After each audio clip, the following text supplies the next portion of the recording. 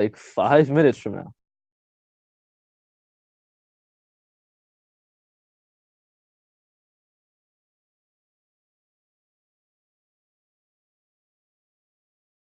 All right, I went live real quick. And like 5 minutes from now. Can they hear us? They should not be able to hear us, but if they can, you know.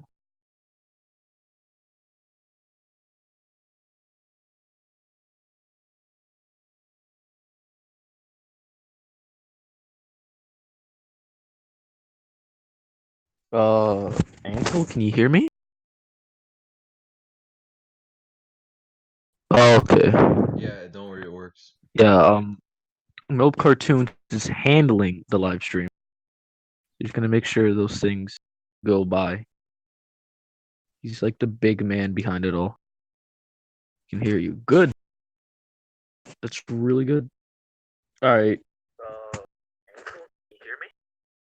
We're gonna get some things taken care of. We're gonna get it done.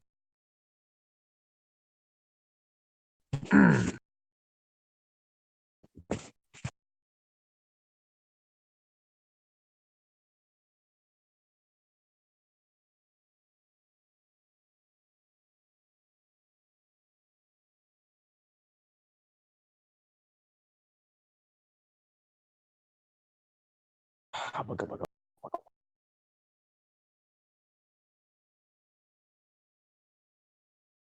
It's so loud. Okay, great. Issues? Am I?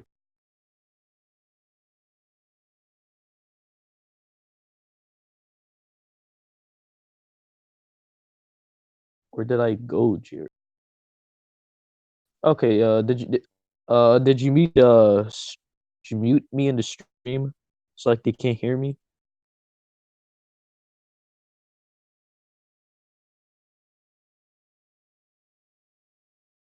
I, great. Now I look like a fucking idiot.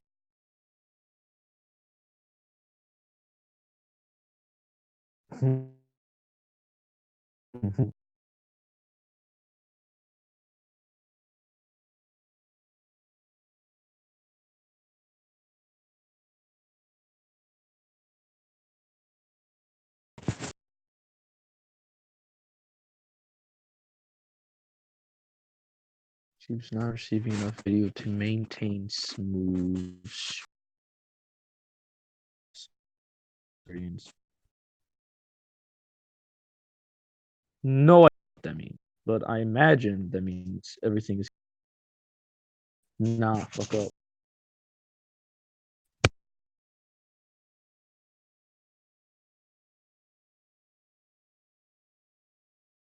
Okay. Okay. All right, Antel. So is this you? All right. Great. Uh,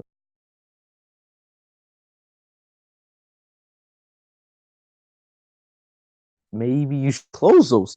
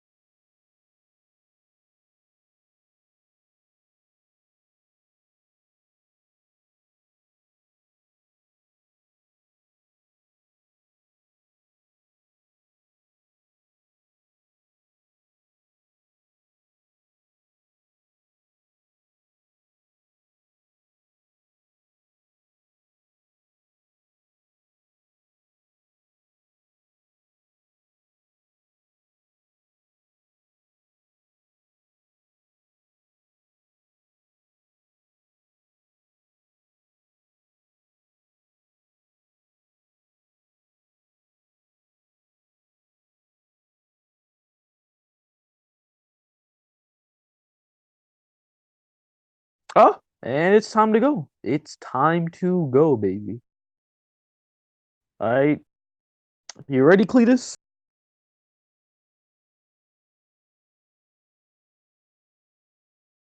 Cletus, are you fucking ready?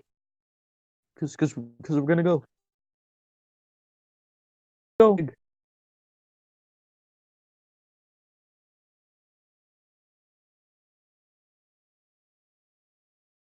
Oh, I'm ready, but we gotta wait a little bit.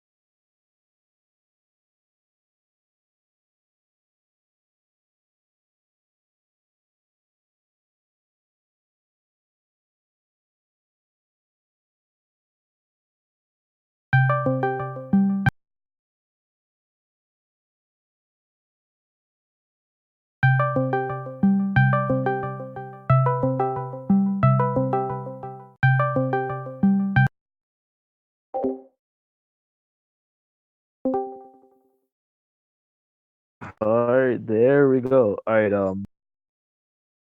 Cletus, you can put the visuals on now. Like show the group chat going on. You can do that. Uh,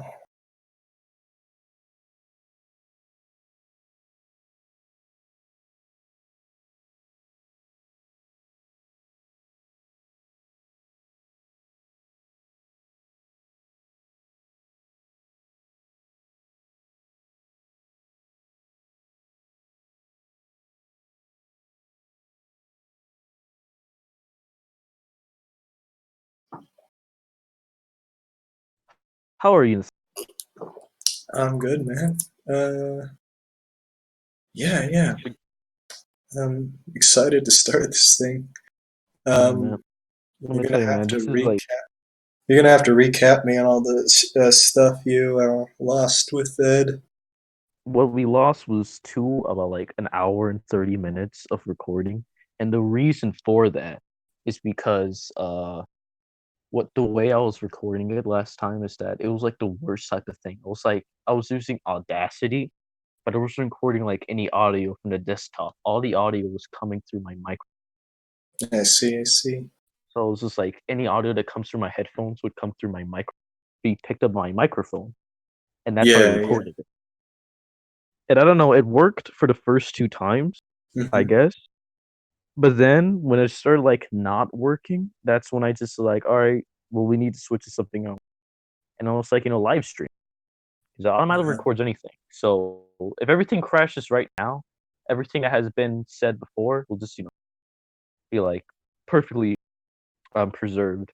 Yeah. So Yeah. literally nothing cannot go wrong. Great. Great. Uh, yeah. I mean, I guess there was a lot of stuff talk about the MU that was lost in the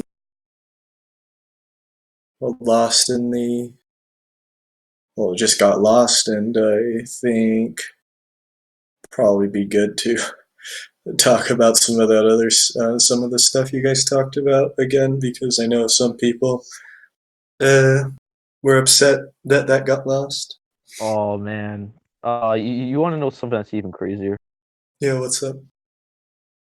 You want to know something that's even crazier? Yeah. The only I think you already know this, but the only thing that got saved is the first 7 minutes when we were talking Oh about like yeah, it was four. just like foreskin discussion or something. That was the only thing that we had. Oh, Yeah, it and was. Yeah, it got posted in the. Hey, what's up, Cletus? We a have visual. visual. What do you want? Do we have? audio Anything though. cool for just like, what is this, an icon for the podcast? This particular?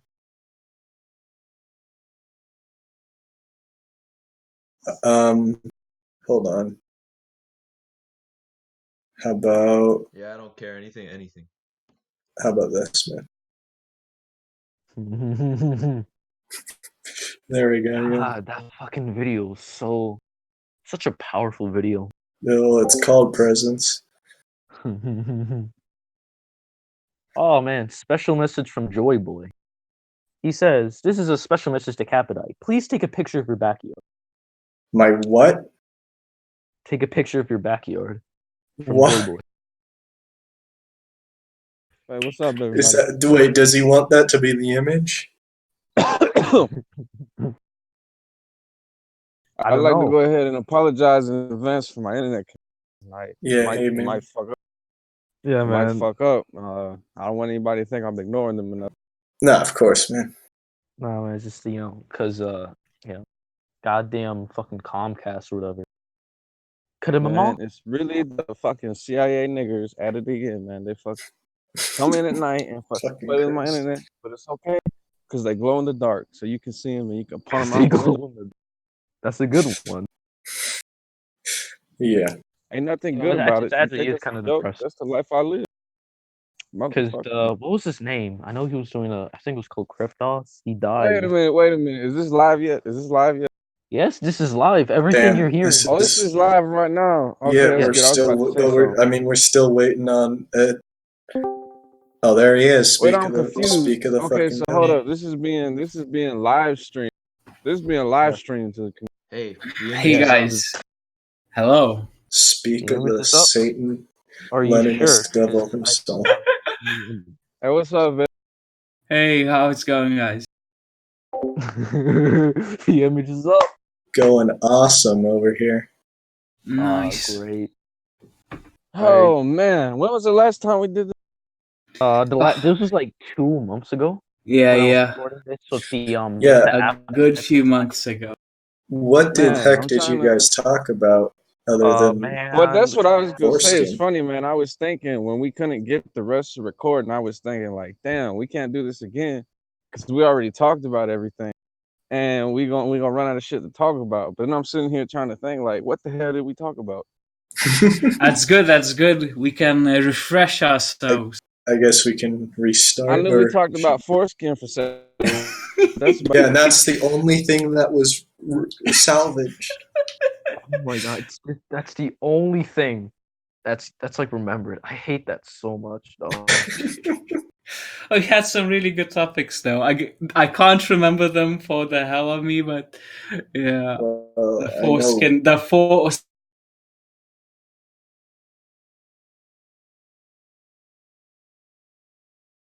a lot of talk about the update, so maybe we should get. Well, all right. Let's go ahead and get into that. Ed, where's Monster Update? where is Monster Update? It's Whoa, in the whoa. oven. It's It's in the on- oven. It's in the forge. Whoa! Okay, I didn't even do the intro. I didn't even do like the Dollar Shave Club sponsor. Like, you know. Oh Nice. shit! Man. Okay, fine. Damcast Let's is get the moving up in intro. world, Come man. on. You're like Damcast is The moving up. introductions, dude. Come on. Adult- The promo. adult diaper sponsorship. Cletus, everything is running good, right? You know, we got the heads up. I can just start this. Everything's All right, good. perfect. Okay, great. All right, hello everyone. Welcome to the exclusive, the once an occasional occasion time in which we interview Edvinas, Kandrotas. He made Lisa the Pointless. You know, it's a kind of like obscure game. I don't really know if you know about it. It's not that good of a game, to be honest. It's an obscure So- game based off an obscure game. Yes, it's based off of. I mean, because it has Yeah, some. it's an Undertale fan game, you know. It's adorable. And we're also met up with one of the devs, Kapadie. Yeah, the real dev. And Don't listen to the this. real, Kapadie. one of the real content creators. Oh god, they're still damn taking me back to the days when people thought I was called Kapadie. Man, you remember back when people thought you was a woman? Oh shit, yeah.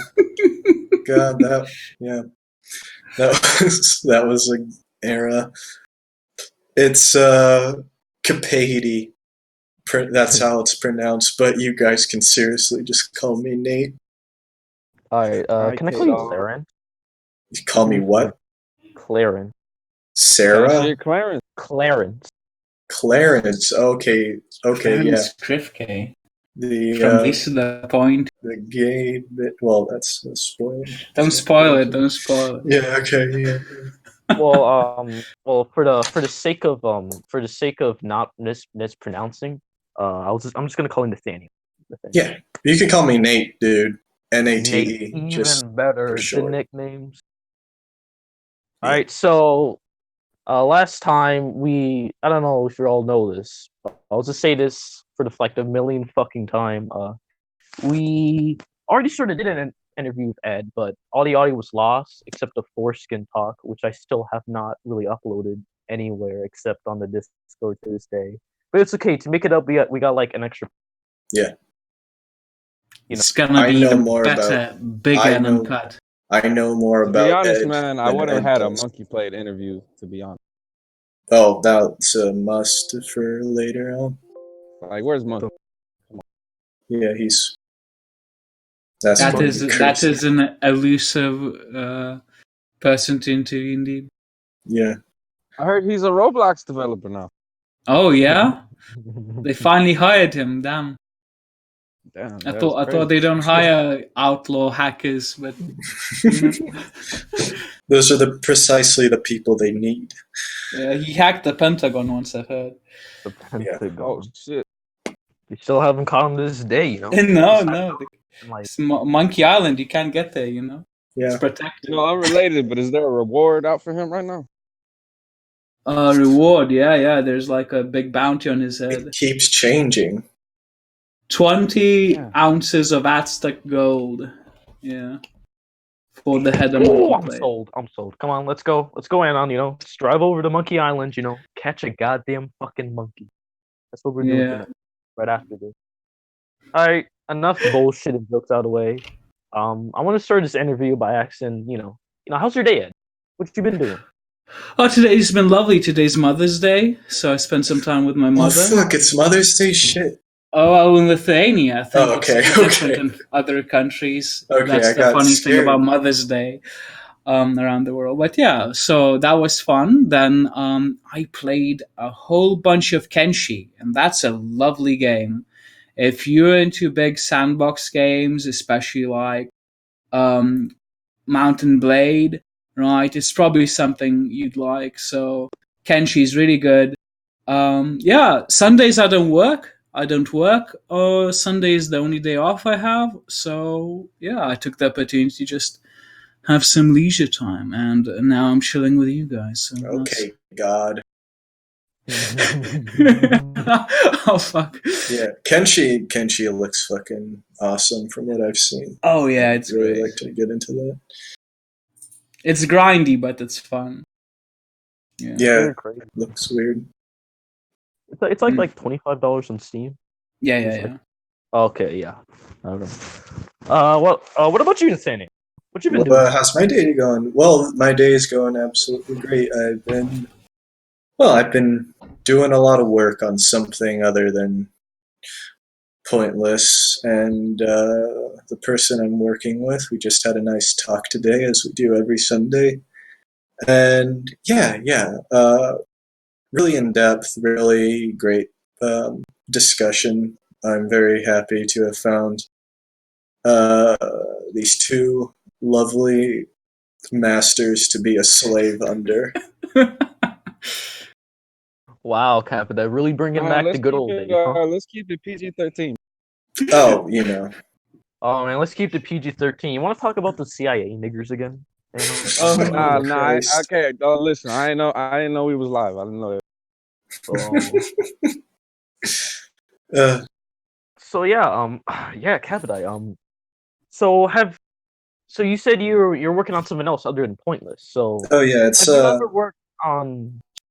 have you ever worked on anything before Pointless? absolutely not, except these awful little RPG Maker excursions that I did myself and are now rotting on an old computer. But no, like I've been training in the mountains to enter this world, and Ed was the first master to take me under his wing. And now I'm getting into stuff other than pixel art, which is, yeah, I mean, that's sort of how I started with, I started doing the more traditional art before I stumbled onto pixel art. So pixel art has been a kind of interesting shift. You have to express the stuff in a very, very small amount of space. And, you know, me and Ed and the rest of the Pointless Spriters are very, very, I hesitate to say ghetto, amateur in our techniques. But as a result, we come up with all this new, weird, mystical shit that only we can utilize and teach. Nate has this wonderful collection of little games that he just alluded to called the Copyable Collection. Right? Oh yeah, so when you start an RPG Maker project, you have like the stock hero in one room that is just covered in water, and you put yourself in the game and you can't move. Okay, so like that takes, so it essentially, I would think of a project and I'm like, oh shit, I want to do that. That sounds awesome. Then I start up a project and it's that guy, and then I'm like, holy shit, this is going to take work. This is going to be a more than one day endeavor. I quit there, and then I have 90% of my failed projects are just the starting room with water all around and the So main you're telling me character. like it's literally just like water. You just said nothing else. You just open up Yeah. like, oh, I can't do this. And It's then just we'll water. stop. You can't even move. It's like, it's very symbolic for the reason why it exists. It's like I am lost in this sea of like stuff I have to do. This is going to take work, you know. I can't just like go in expecting there to be land already made, you know. Well, yeah, Nate has like a bunch of games like that. And I don't mean just like that of you being stuck in the water, some kind of developed ones too. And he once showed me like a big plethora, quite a plethora of these. It'd be wonderful one day he like made a little YouTube video with them on it. But that's the thing about a lot of the, you know, RPG Maker witch doctors in this community. Everyone has a low setup, you know, little projects they made that didn't go anywhere. Maybe, you know, they kept them around so people can share. Like people like Monkey Plate we mentioned before, like Nate, you know, with his wonderful copyable collection that is way more than just people in the water, I'm telling you. Yeah, okay. Yeah. Yeah, well, that's the thing. It's like my standards have risen, and when I mean that, I don't mean, that doesn't mean that your skill rises. That means that your what you want to do rises, and you have to catch up. So like recently I've just been very, like, if I want to start a game, I imagine it like I draw every single thing in the map out. I don't just reproduce a bunch of tiles over and over again. Yeah, it's I don't know, but you push yourself beyond, you know, what typical typical RPGs would have you do. You push yourself beyond, and yeah, maybe you're able to feel out the limits of that, and you're able to create your own new stuff. And yeah, it's hard as shit, and you have to do it. But the result is very fulfilling, I'd say. Hopefully those copyables will one day become like actual ocean exploring games instead of just one room that is an ocean, you know? We never know. We never know. I mean, for all we know, that could be the next Subnautica right there. Absolutely. That would It's be really interesting lovely. to see like the stepping stairs from like literally stranded in the ocean. Hmm. This is, now actually having some sort of foundation to base off. Yeah, It's really of course. interesting, because usually, because I was about to ask, you and Ed the same question, how did you start off? What was your ideas? Is like you start off, what was the first kind of steps you took, which led to where we are now? Are we talking about like pointless? Because I mean, you can say my first steps were when I was like little, and I drew a picture of like this deformed cow with paint using my hand on a piece of paper as a dumb little toddler, and you can say that's where I started. But uh, where where did we start? Like, what did we start to get us to where we are now? Well, I feel like Ed started from his own place. I started from my own place. The rest of the dev team started from their own place, and then we collided. Hmm.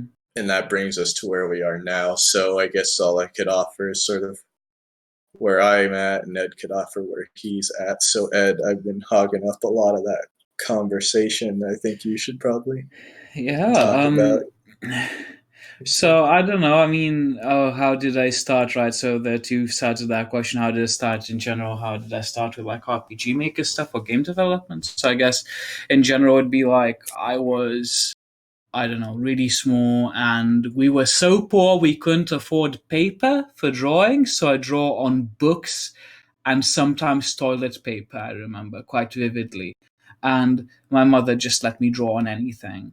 So I Damn. just draw whatever came to my mind, and a lot of time, well, it started off pretty innocently, just cars and houses as you'd expect.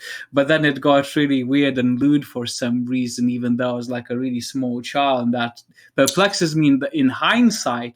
But yeah, so that's how it started. And eventually I kind of stopped drawing and then came back to it in preschool. And I remember the first drawing I really did and was proud of was like this kind of two knights fighting over a princess or something. And I was like, oh, damn, that's not bad. And I showed my mother and she's like, oh, yeah, that's cool.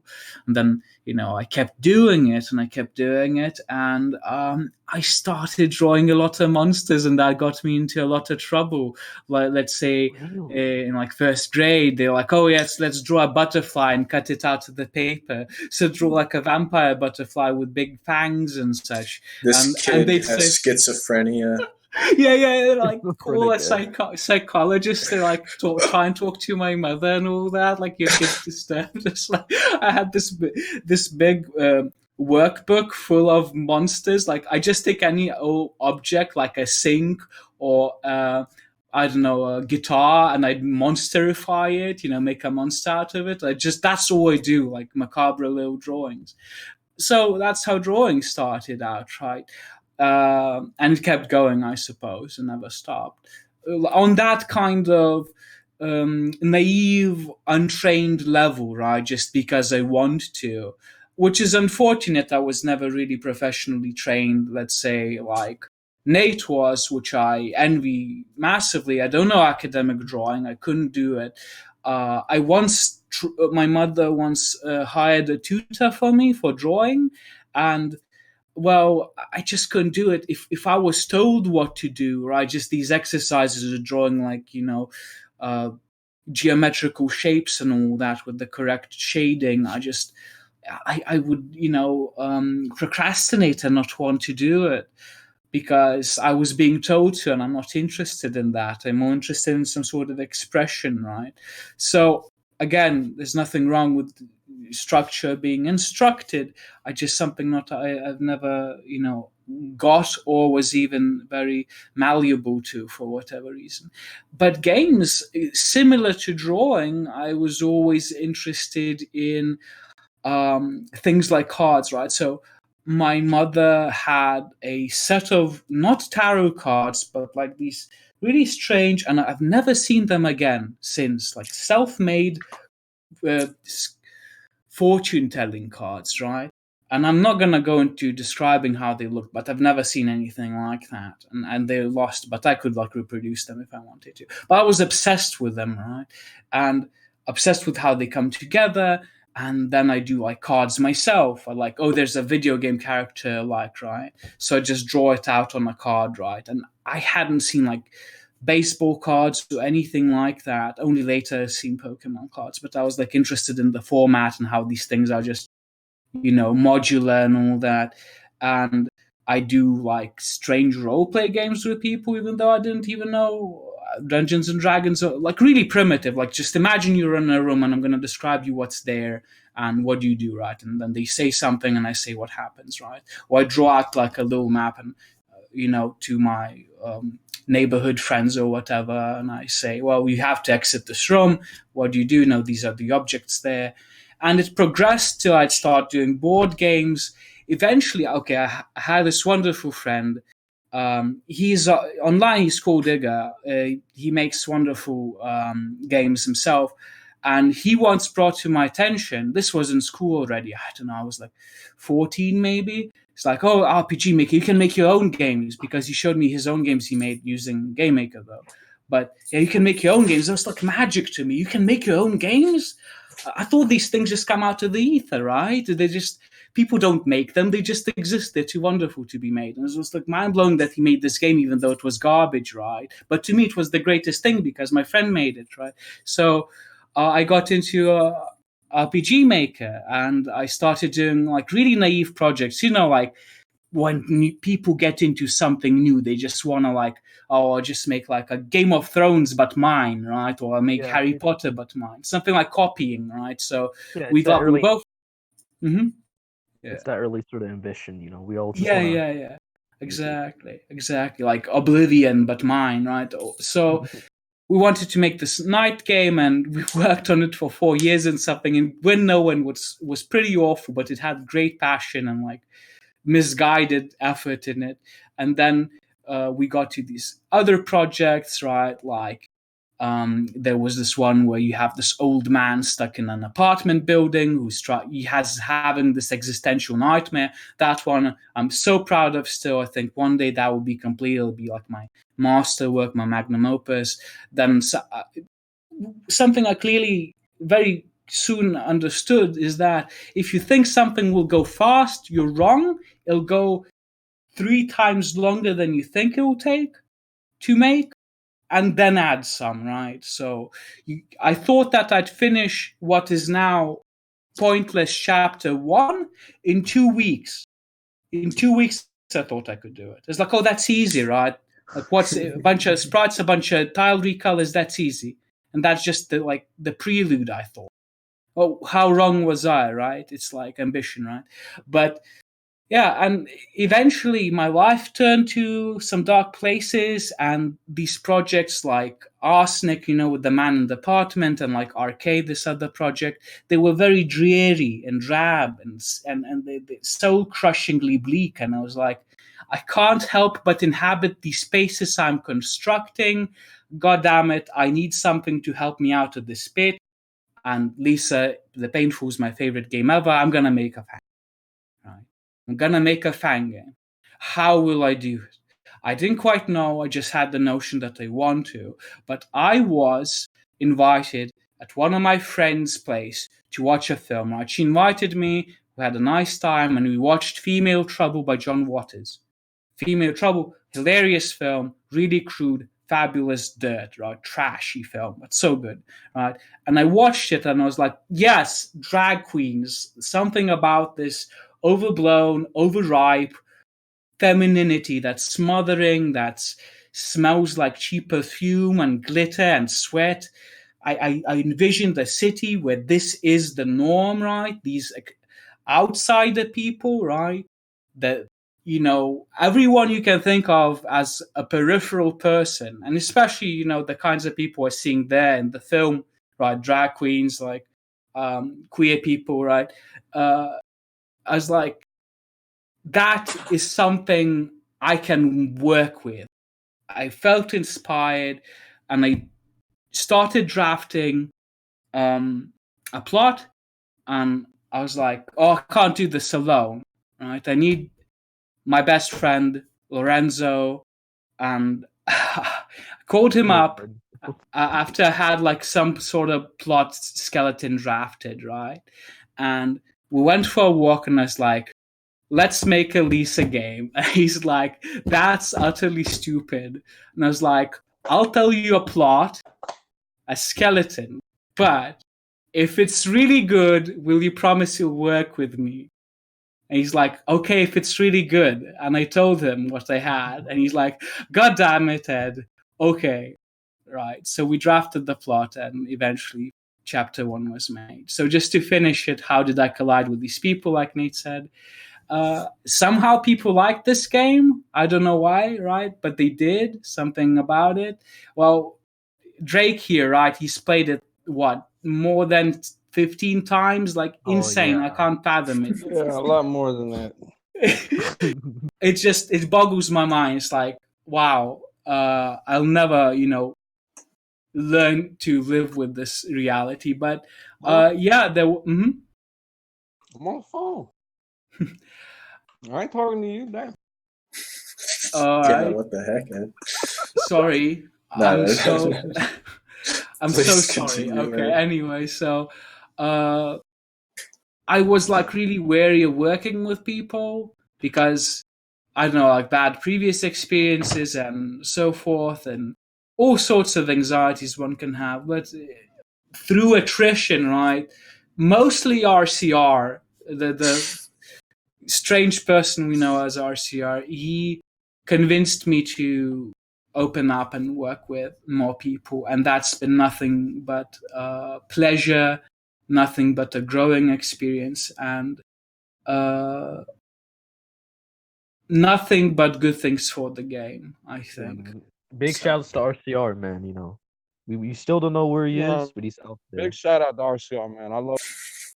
I mean, whatever he is, without him, I guess I wouldn't have. Likely, I wouldn't have decided to work with people.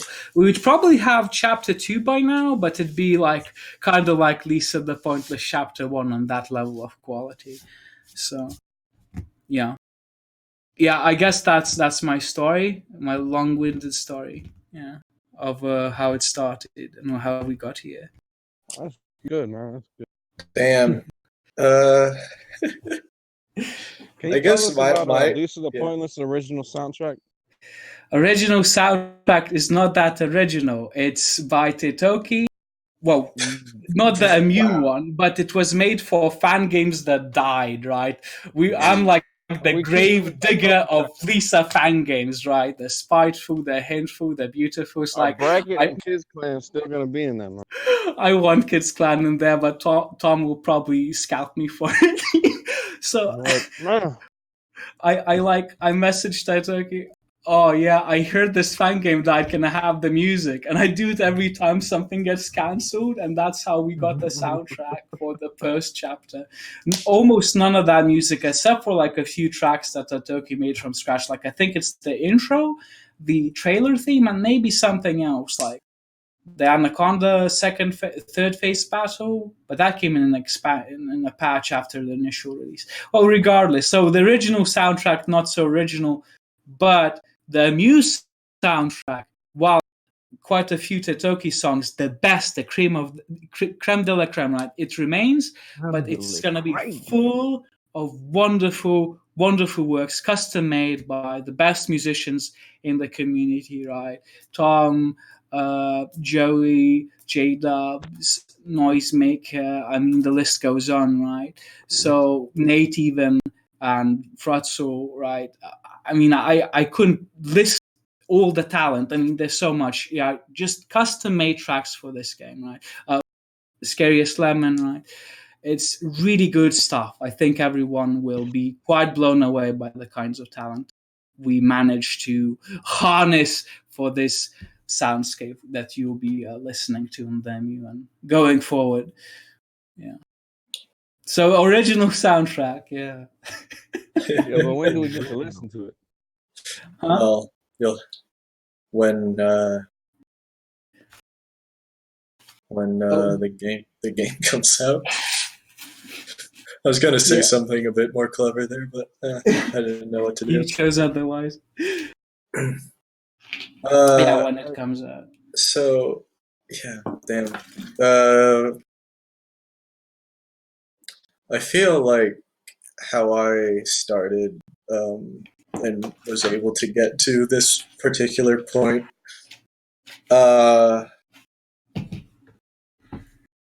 It's not quite as badass as Ed's, but no, I think there's a lot of stuff that I have to be thankful for. I grew up and am still growing up with two very loving parents. My mother is a great artist, and my father does music, and that was a really nice environment to grow up in. I loved, absolutely loved to uh, draw, scribble, paint on a bunch of stuff. When I went on what is it? Yeah, the computer, that thing. I would go on MS Paint and draw a bunch of BS, and damn, I feel like I could still scrounge that up from the ashes of our old home computer, but that Like would the be relic. somewhere. But I I loved any sort of creative outlook, even the weird kind of obscure ones, like I don't know, just weird programs at the far reaches of the internet, like I don't know, like Sonic character creator. I don't know, just like any sort of weird shit that gave me an outlet for that. I absolutely loved. Um, Man, you sound like and you're that. tearing up. You all right? No, I'm not tearing up, dude. I'm just I'm just thinking about what I have to say. I know it's Uh, emotional, man. It's okay. It's a no, big moment. that eventually brought me into like this one game that was somewhat obscure, very community based. It was called Atmosphere, and that was a very community based kind of website equipped with a program where you could make levels in a kind of three-dimensional grid. It was like this Unity game, and it was just such a lovely community. There would be all these videos posted about it, and very important figures rising up in the community. And every month there would be like a contest where you had to make a level around a certain theme, and at the end of the month there would be a video that the developer himself would make showcasing the top 10 levels, and whoever was at like the top would get, their weird atmosphere currency where they could just customize their characters with. But yeah, absolutely, that was like, I think, the pinnacle of like these weird sort of programs that I would indulge myself in and create a bunch of stuff that, to be honest, is awful, or at least like my my input was very awful, and for a long time I did a lot of awful shit, but I absolutely loved doing it. I suppose like my I I get a lot of inspiration from dreams that I have and stuff like that. I'm very thankful to have these incredible dreams that are given to me every night. And Dream. um, What are you dreaming about? what am I dreaming about? Damn. Well, there's a lot of stuff I'm dreaming about, but yeah, I absolutely loved taking from those when I was a kid, and I still love taking from those now as an adult. It's like I'm plagiarizing something that no one's going to copyright me for. But the yeah, for a long time, a lot of the stuff would be very not thought out. I had no idea how to write. I remember, I guess, like a love of writing that I had was fostered when I was writing this big, long kind of adventure epic with my friend, and that has hence faded. Even if we'd like to bring it back at some point, but that was like the stuff I'd write was just so absolutely horrendous. But he and I love looking back at it because it really represents something in our artistic journey. It just shows like this kind of thing that we did, and it was very important that we did it, and we're absolutely glad that we did it because now we are better because of it. And so even then, even after I wrote that, my stuff would still be awful, and I think I'm very happy for, again, my supportive family who's given me the opportunity to go into these absolutely lovely institutions that teach art, and I have met a lovely host of teachers who are very, very, very lovely to be around. And yeah, when I started taking those classes, then at least my how I drew would soon begin to flourish, and I'm absolutely joyous that I'm able to capture these things that are much larger than me, like in my dreams or just in my ponderings. I'm able to capture those things and put them down as images, put them down, have the freedom, have the power to put them down in the way that I like them to be. And I think so. I mean, that was a huge step forward in my artistic life, but I think meeting Ed has greatly influenced my advancement in writing. He's turned me on to his mystical techniques that he has forged in the bowels of Lithuania. It's like it's so crazy. He turned me on to just how in depth things that may seem surreal, how in depth those things can be, even if on the surface they look like a bunch of chaos. Just he turned me on to David Lynch, the director, and henceforth he has become one of my favorites, and I have become more into him than even Ed is. And that has been great, as well as absolutely another amazing person, Alejandro Jodorowsky, who has made these other great films such as El Topo and Holy Mountain. I'm just like very thankful that Ed has turned me on to these weird men, because I'm able to sort of go beyond myself and Whoa, man! see Turn you on how to they old live. weird men, though? Huh? He What's turned up? you on Said to he's turning weird you old on men. into old weird men. Yeah, exactly.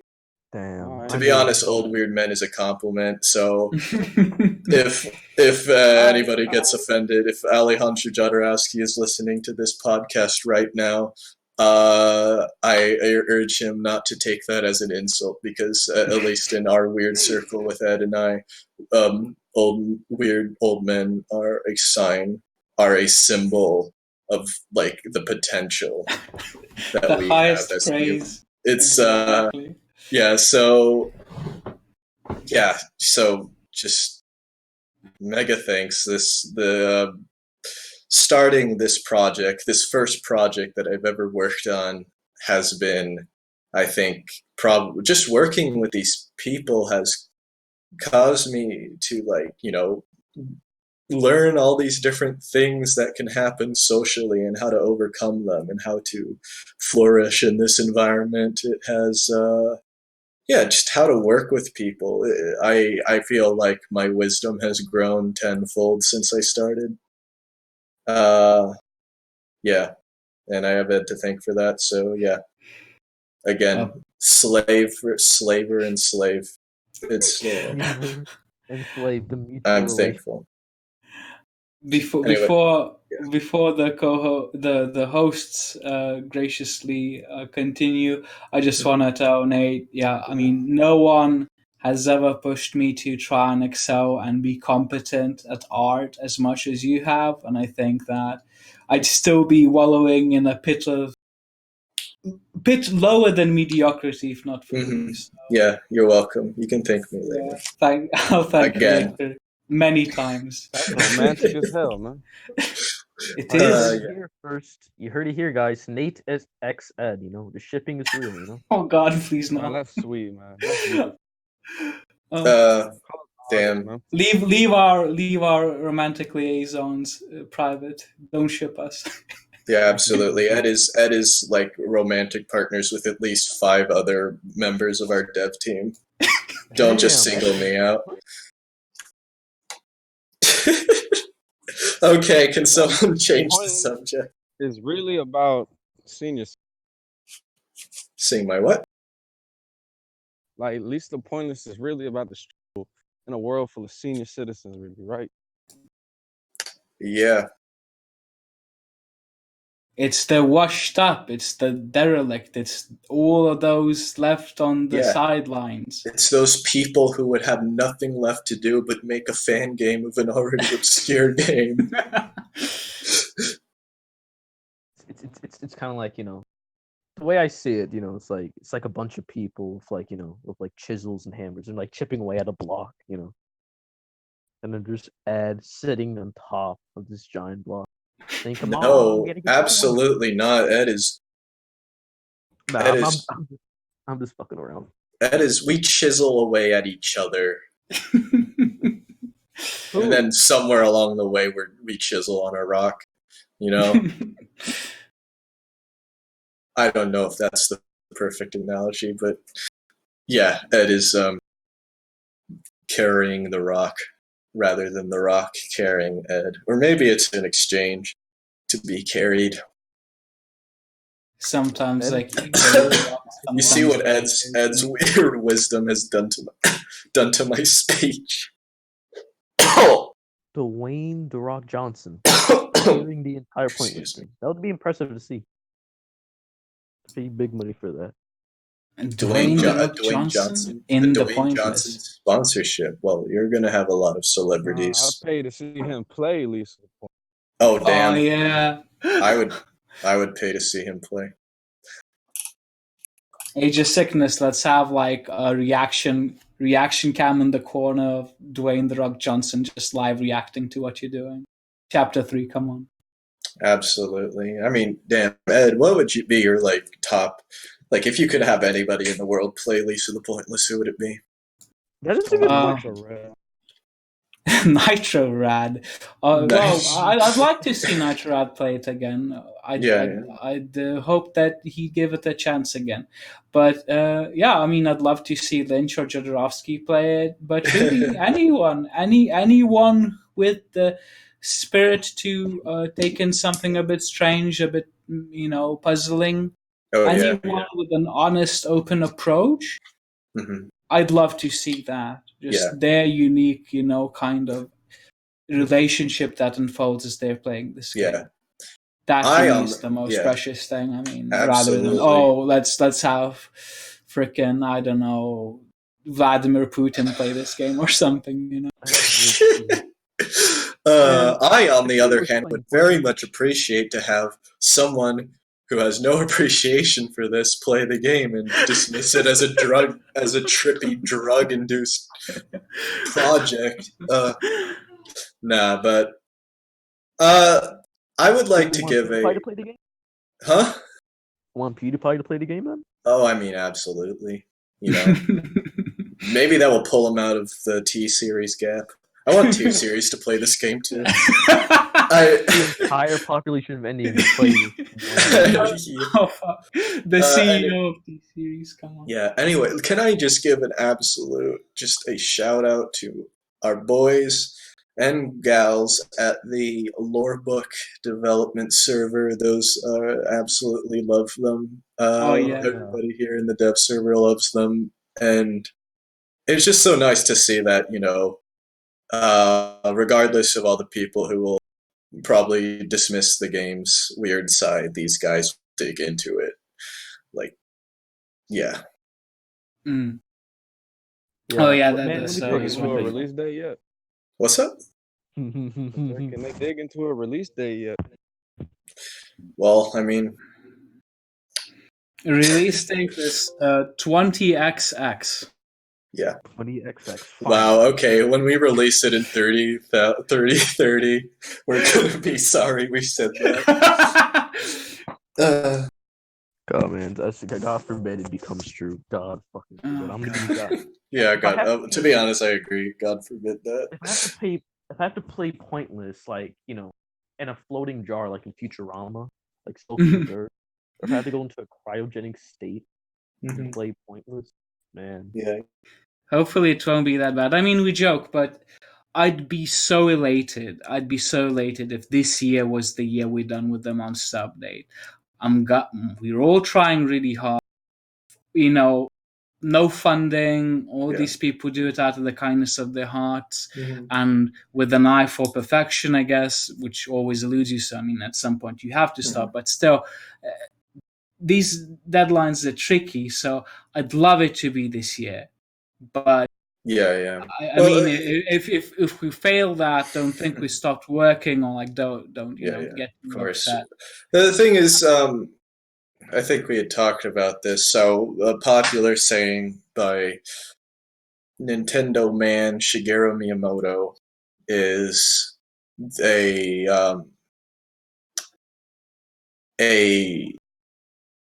delayed game is eventually good, but a rushed game is forever bad. Well, I mean, I think Ed and I had talked about it after the workload for the update was getting a little bit out of hand.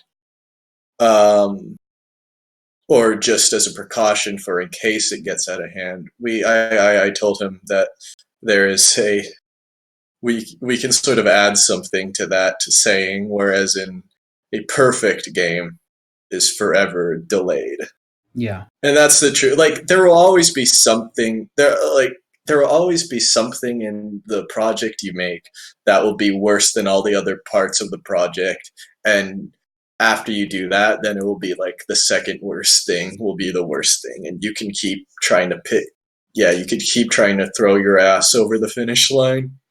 Yeah. I mean, unless you made Tetris, then that's perfect, and basically we're all just playing catch up. Yeah, well, that was like, the gods. Yeah. But yeah, it's God, it's true. You're gonna have to stop at some point. Is my thing. Like, and the thing, my dad was the one who told me that you don't finish anything. You just stop working on it. So yeah. And it's a funny thing with like feature creep and all that, because it has these insidious ways of getting in, right? If you don't have like a harsh, end date for this development. So, for instance, we were having a situation recently of, well, there's a special kind of interaction you can have. Well, what's the outcome, right? What's the kind of thematically appropriate outcome that could occur? And we were throwing out ideas for an item, right? Which would be easy. You just do like an icon, maybe an animation, right? If it's a weapon. But we're thinking about that didn't quite work out. And the solution that occurred was that, well, I suggested to have a little scene, right? But you went from an item to a little unique scene that's incredibly obscure for an incredibly obscure situation, that's accessible only if you do like a certain set of actions, which are possible in the game. So you want something to be there. And yeah, you change something that could be a question of like 10 minutes development into 2 days of development, right? So 2 days passed, I finished the assets, right? So still same development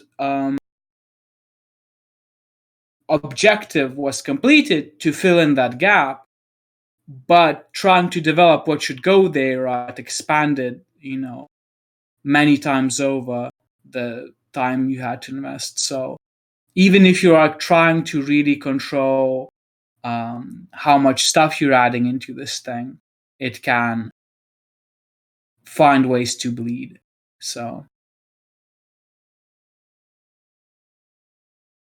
also, hello, Jerry. Yeah. It seems as though Jerry has turned on his camera. Holy Man, we the shit, my worst host camera's ever, on. What Jerry. the fuck? No goddamn way. I'm feeling like a goddamn retard, you know? Like, I'm trying to make sure everything on my camera's on. Jesus Christ. Thank God that's not fucking shown, man. Yeah. Right.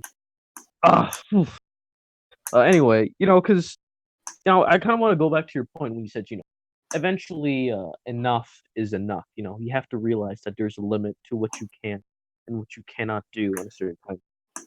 And I'm kind of, it's an interesting point because the monster update, it's humongous compared to what it originally was, I imagine. And I imagine it kept growing bigger and bigger and bigger. Well, how it started was like, okay, we were going to release the update, and it was like, what is it, December? I don't know, like 2005, some long day ago.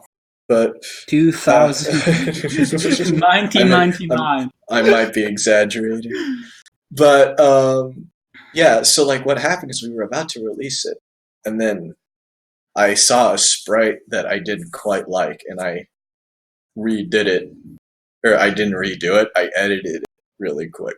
Then I showed it to the dev server, and they were like, "Oh, let's do that to this other sprite that I'm not a fan of." And then the next day, I wake up and get into the session, and Ed is like redoing everything, and I'm like, okay.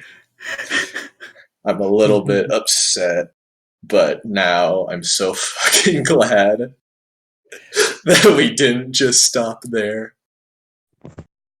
I remember a pivotal moment, right? Because in the dev server, we even had a finalized demo of the monster update, and Drake, I know, played it. I was like, yeah, there's a new intro segment.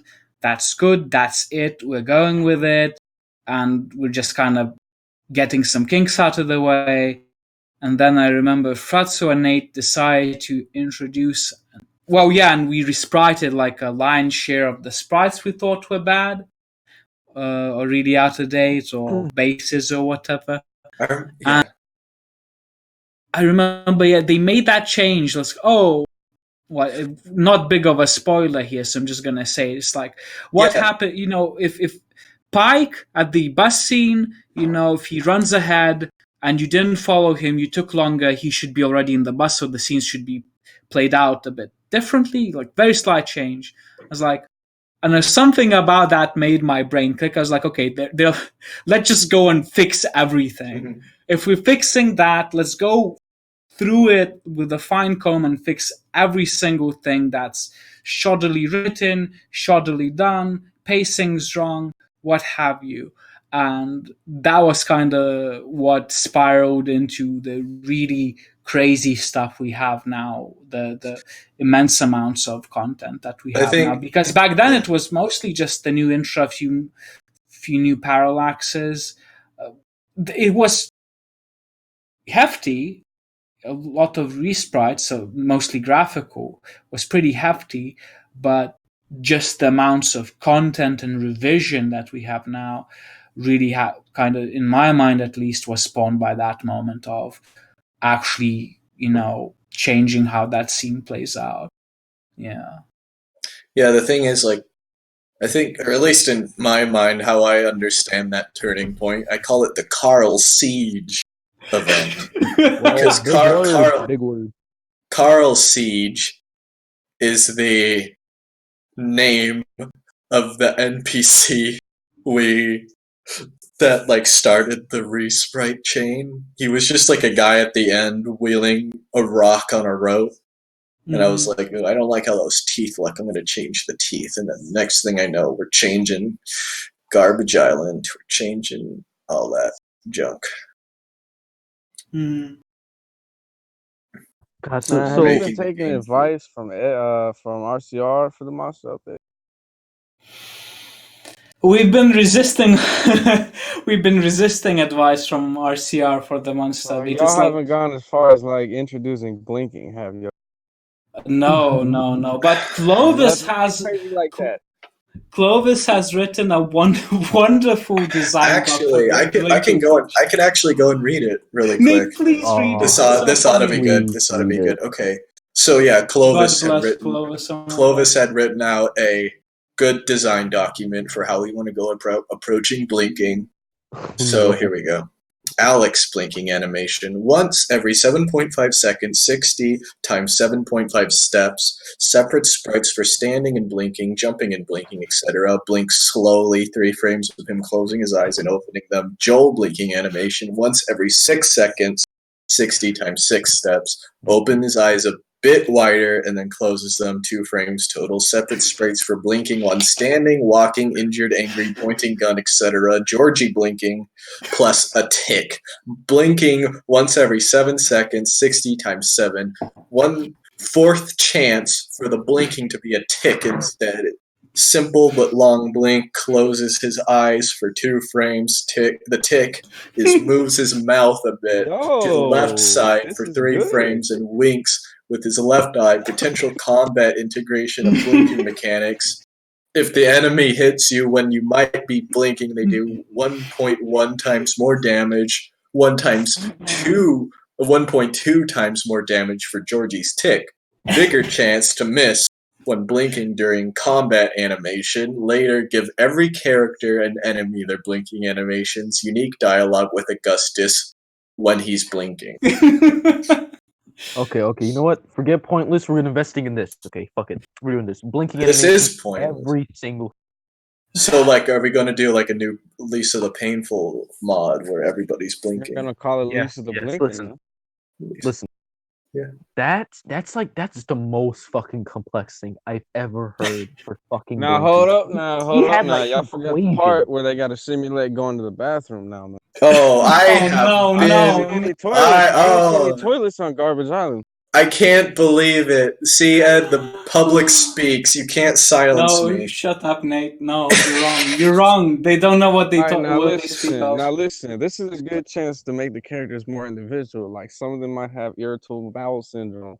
Some of them might have what's that shit on the TV they talk about in your stomach all the time? What is it? Ulcerative colitis or whatever the fuck that is. You know? You can add like a status effect, like when they hold it in and it's about to pinch out, like it makes an attack faster because they're really trying to shit right now, Okay, look, Ed, do you think I could just sort of dispense what happens on the bus at the end? Just like, because this won't be shown. Can I just Okay, say my theory? This is a theory. This Sure, is like, sure. This is a game theory. Go this is ahead. within The the human darkness. centipede.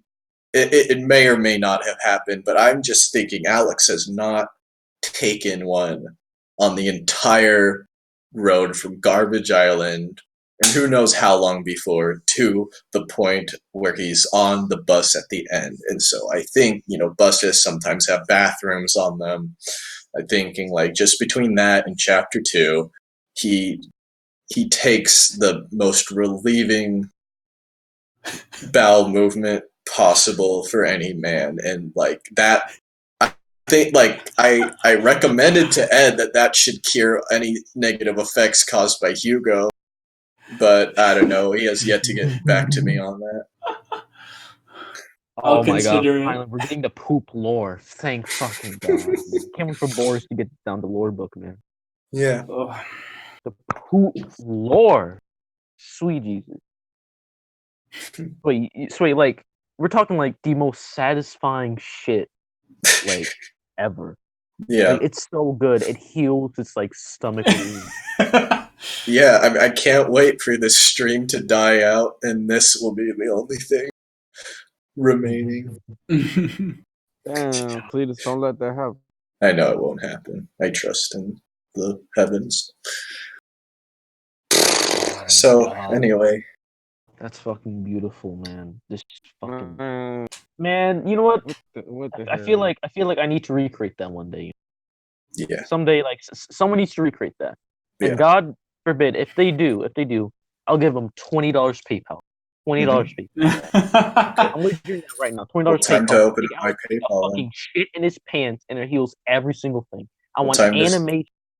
time to I sell want you my PayPal then, or give you my oh PayPal. big fucking money, man. Trust me. All Working right. for Ed. Can we have like realistic? Like, can the poop be like a battle with like the enemy of the Okay, toilet, and like you got like absolutely. real Okay, pooping animations as the battle? okay. Yeah. Yeah, go low left, a low left. You know, you have to I like. refuse to let this devolve any Yeah. further. Okay. Yeah. Okay, Me too. I okay, was a okay. bit.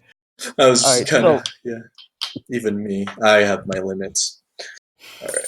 Disgusting. so I think one thing that a lot of people are really curious on is sort of like, where a lot of people are really curious on the source of some idea Mm-hmm. on, like, I guess you could say inspiration, maybe Mm-hmm. even Easter eggs and such, things where, you thought of something and you kind of based something off Yeah. something and point, and that's how it came about. Is there any like Mhm. really big specific inspirations that as far as you haven't really really explained and pointless, or it's like it's subtle but it's there, any really sort of inspirations for some of the things that are in point? Well, I mean, there are a lot of things in the pointless, and not all inspirations one is conscious of, but you have to try.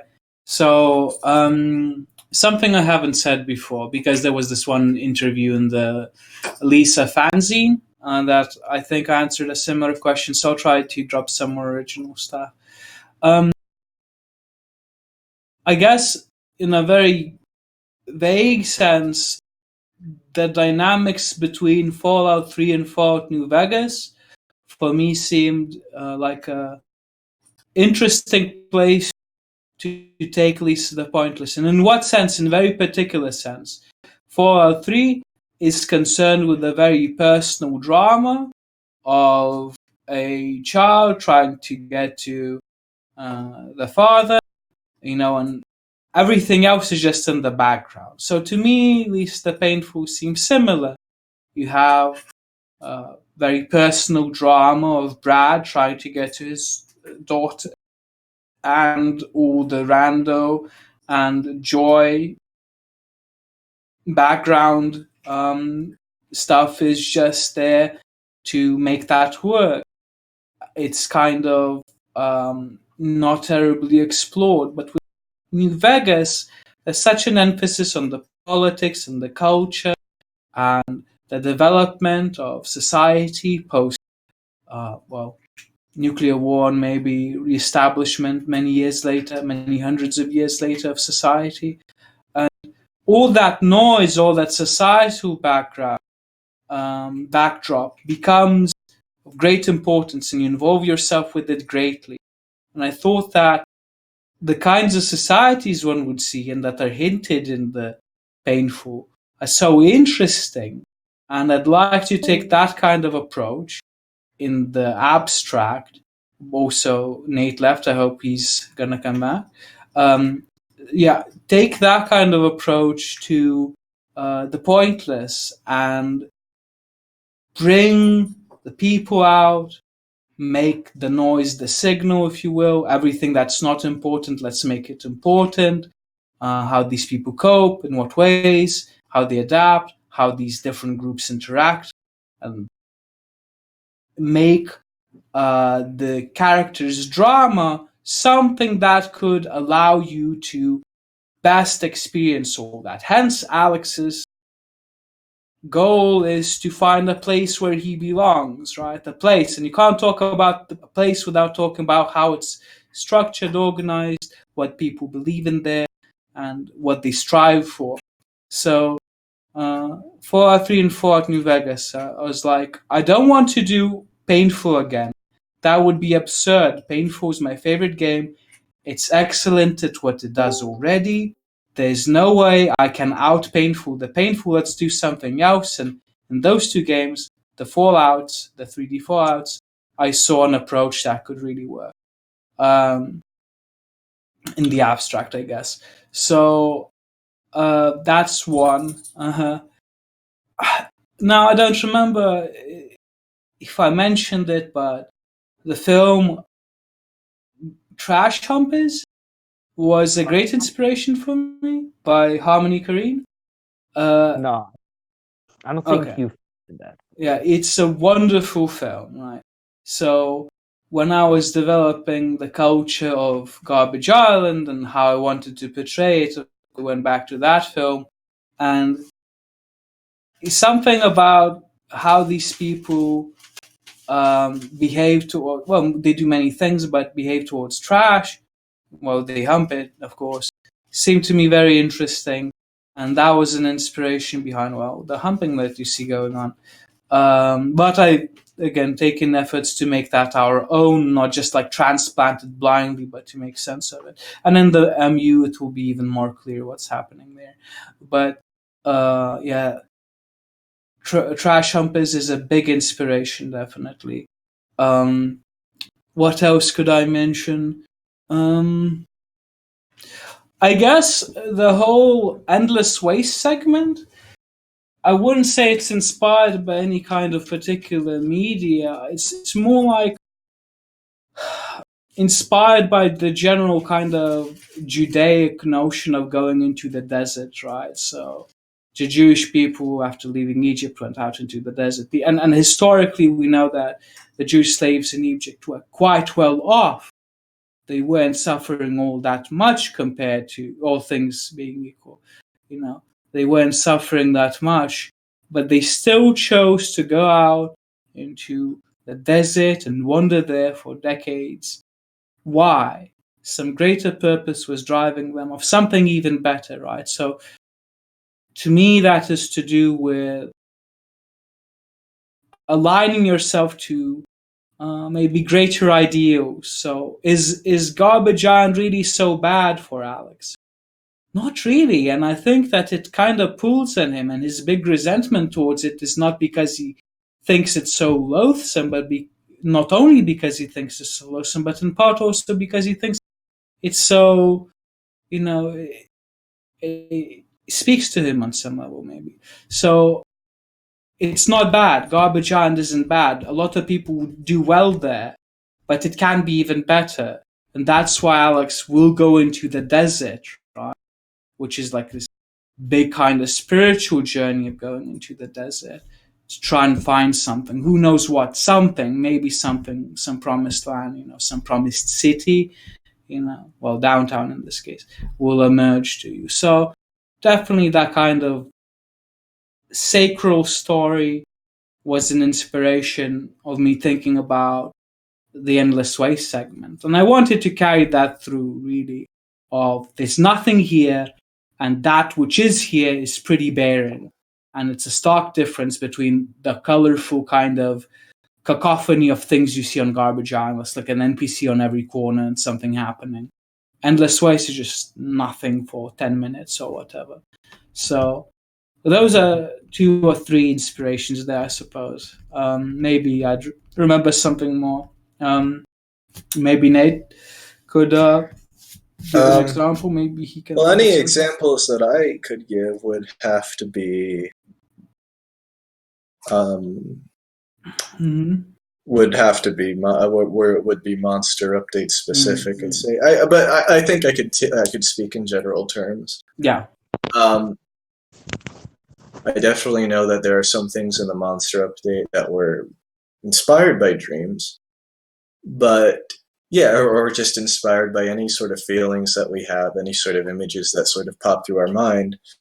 But how do we, it becomes a question of how do we insert such a kind of chaotic thing. When I say chaotic, I don't mean that these things in and of themselves are chaotic. I mean chaotic as in they don't have relation to pointless, I'd say, in and of themselves. But how do you put that into Pointless to where it's not just fluff. It's not just like I'm adding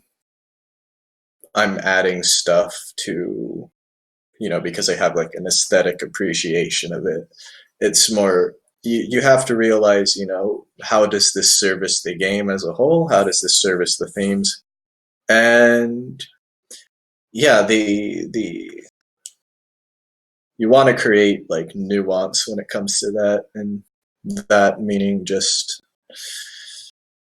you don't want to keep saying the same thing, I guess. So, but there are like so many different ways that you can integrate a lot of things into this bigger structure that, yeah, it leaves open a lot of room for inspiration. I know, I mean, how public is it to talk about neon flamingos, Ed?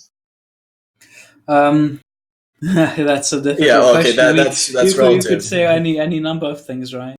Like, okay, just like about as much as they're conceptualized on the wiki. Oh yeah, go for it.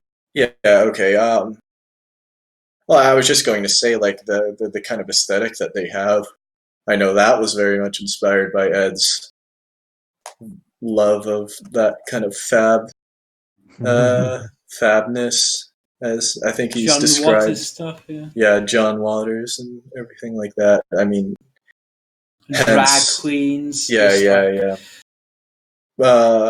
Bad cross dressing, anything that looks like hot garbage. Yeah. Would you say you have any sort of inspiration for how the other faction, the Extreme Prejudice Society, looks? There's this amazing film. Well, amazing in its atmosphere. It's imperfect, but as most things are. Big Trouble in Little China, and in it is a character called Lo Pan, which is this ancient Chinese sorcerer. And something about the film and how it presents its Asian characters, it's very mysticized, exoticized, and I felt like the EPS were a faction that willfully embraces a oriental or orientalized view of the other. What does that even mean? When people are studying, or Western anthropologists, let's say, or just scholars or travelers were studying or bringing accounts of the East, right? They'd always look at these Eastern cultures as like harsh, tyrannical, in a way barbaric, but also kind of licentious, kind of inviting, submissive in a way, right? So a lot of these strange contradictory dichotomies. But about it, the most important dichotomy about how these people viewed Asian cultures was its harshness and its attractiveness, its exoticism. So it felt like this is a group who'd willfully take upon themselves that kind of aesthetic, right? So you have Lo Pan in the film Big Trouble in Little China. He looks extravagant. He looks, harsh. He looks domineering, but at the same time, he looks strange and exotic and attractive. Well, I think at least. And this is a group of people who want you to understand that whatever they're about is deathly important to them, and they're gonna execute on it. And if you believe in that, you can be attracted to it and you can be in it. But if you, then they will make no qualms of hiding who they are. So kind of like harnessing their own maybe abrasiveness a little bit, their own otherness, right? Their kind of outsider status. Because in the city, I think this is on the wiki, so I can say it. In the city, most people think that the EPS are they think that they're threatening, right? And the EPS play into that kind of strength because they want that character. Yes, we're threatening, but we're threatening for a reason because there's something important going on. So, yeah, their look, that kind of oriental look, this mixture of Asian cultures filtered through a Western lens, right?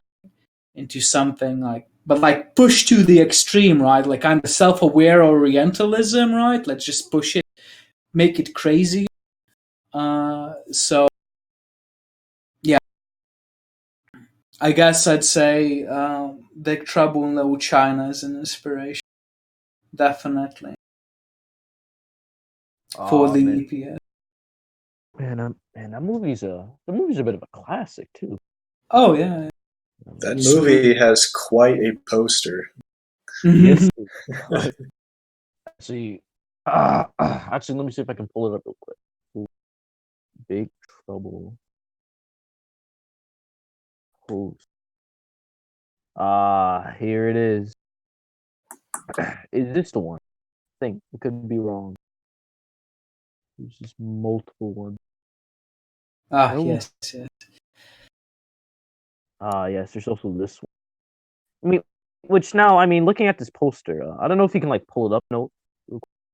Please, The second one, yeah, the second one. Look at that low pan in the background. Yeah, that second one is the one I'm talking about. Just damn, I just love the idea of this. Like really, it's just so funny to me to think about like this really important Chinese mysticism and like sorcery taking place in Little China, not like the actual China. That's the joke, right? You have this Yeah, of course. incredibly Oriental faction, the EPS, in America, right? Why is it so? Well, there are reasons, and I mean, I kind of beat around the bush a little bit with even my explanation. There are deeper reasons that I cannot dispense at this moment, though that are to do with its founding and how it's understood by its architects. You know, the faction's architects or architect, and why they chose this aesthetic. Yeah, big. These are good. These are good. Yeah, man, I really like that third poster. Like Mm. the eyes and the hands and the Definitely. I think it's done. Can the Very viewers even see this? Or are we just uh, sort of yes, they can. They can. oh damn, so we aren't just Yeah, but we're not ogling, like fucking them around. ogling over something no one can see but us? Yeah. God, really, really good. Remembered one more inspiration real quick. Someone asked this on Game sure. Jolt. I have yet to come back to them, but Alex's moveset, right? It's inspired by a few martial arts, but one of the most important ones, and I pressed into that even more with the kinds of resprites we're doing for the monster update. Praying Mantis, the Northern Praying Mantis, and where the particular interpretation is from the Street Fighter character Gan, and I just always loved his moveset and how overly meticulous it looked and like precise and maybe even impractical. So a lot of that, if not straight up lifted, is definitely taken. Alex's moveset is taken from that character for the weird, kind of tape learned martial art Alex performs. Yeah, Praying Mantis, especially Praying Mantis channel through Gen. So a lot of the kind of many hands jabs and all that you can do with minor Iris is something you can see similar or very, very almost identical in that character from Street Fighter. Again, yeah. So Jerry, you were saying something. Yeah. Yeah, I was gonna say, fuck, now I lost the goddamn question. Damn. All right, sorry. I'll move on to another one. Well, actually, A-Rod, you have anything you want to like input? What? Nah, but No, yeah. So when did input? Okay, here's my input, man. All right, listen. All right, so like,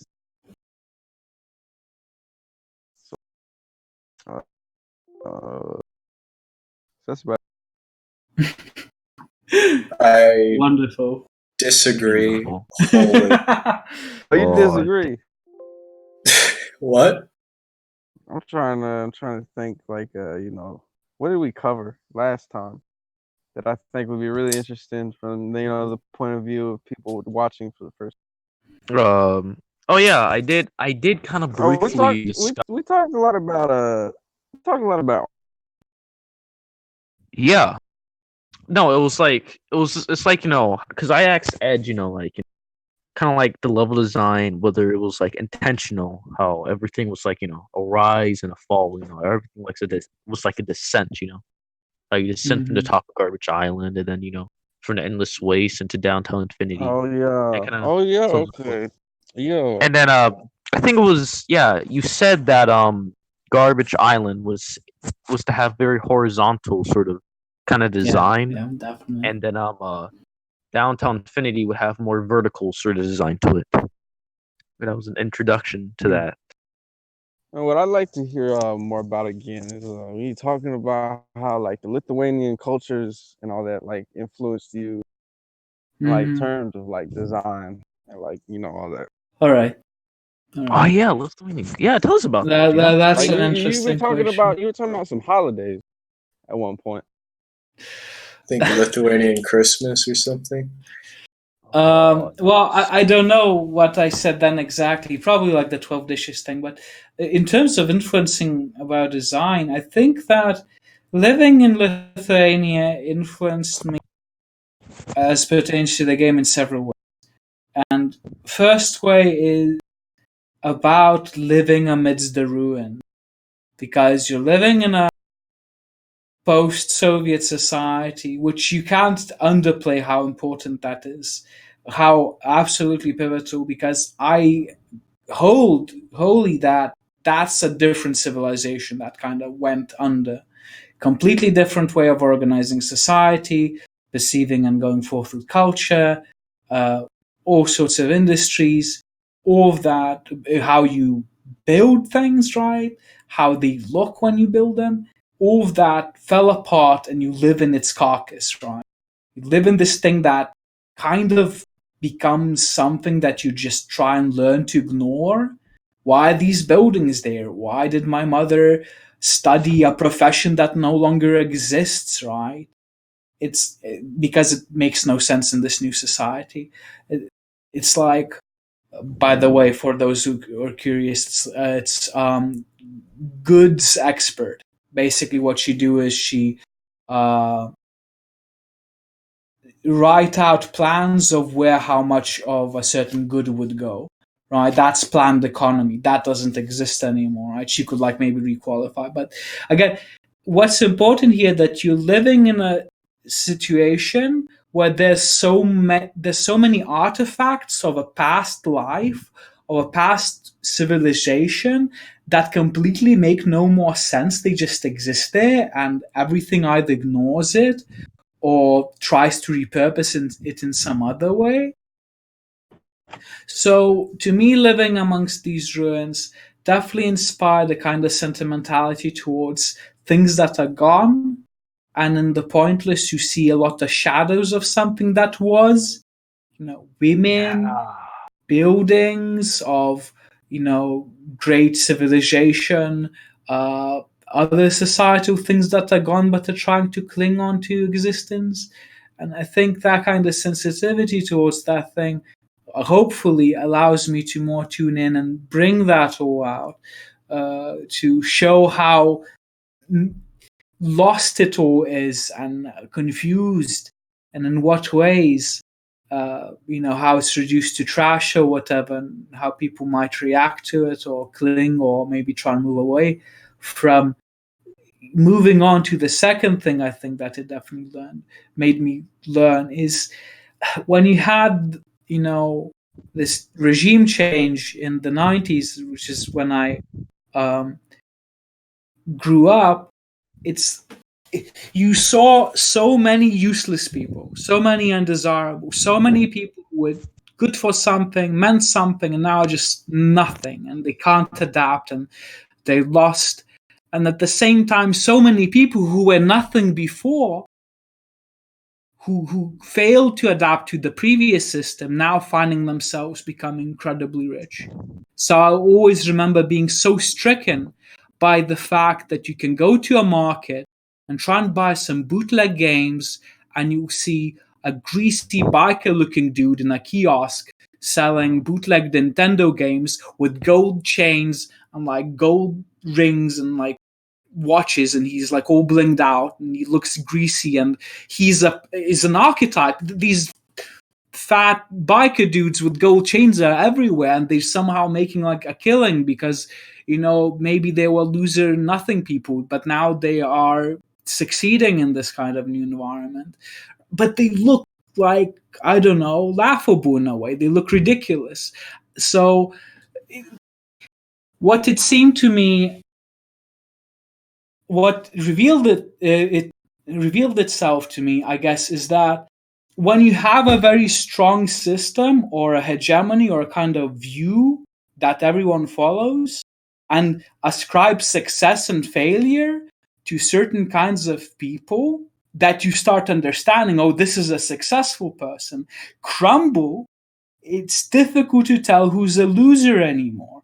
And the people you could dismiss are now, you know, it's anyone's guess who can succeed and who can make something of themselves, because the goalposts of what you're trying to achieve in this new society, anything goes, right?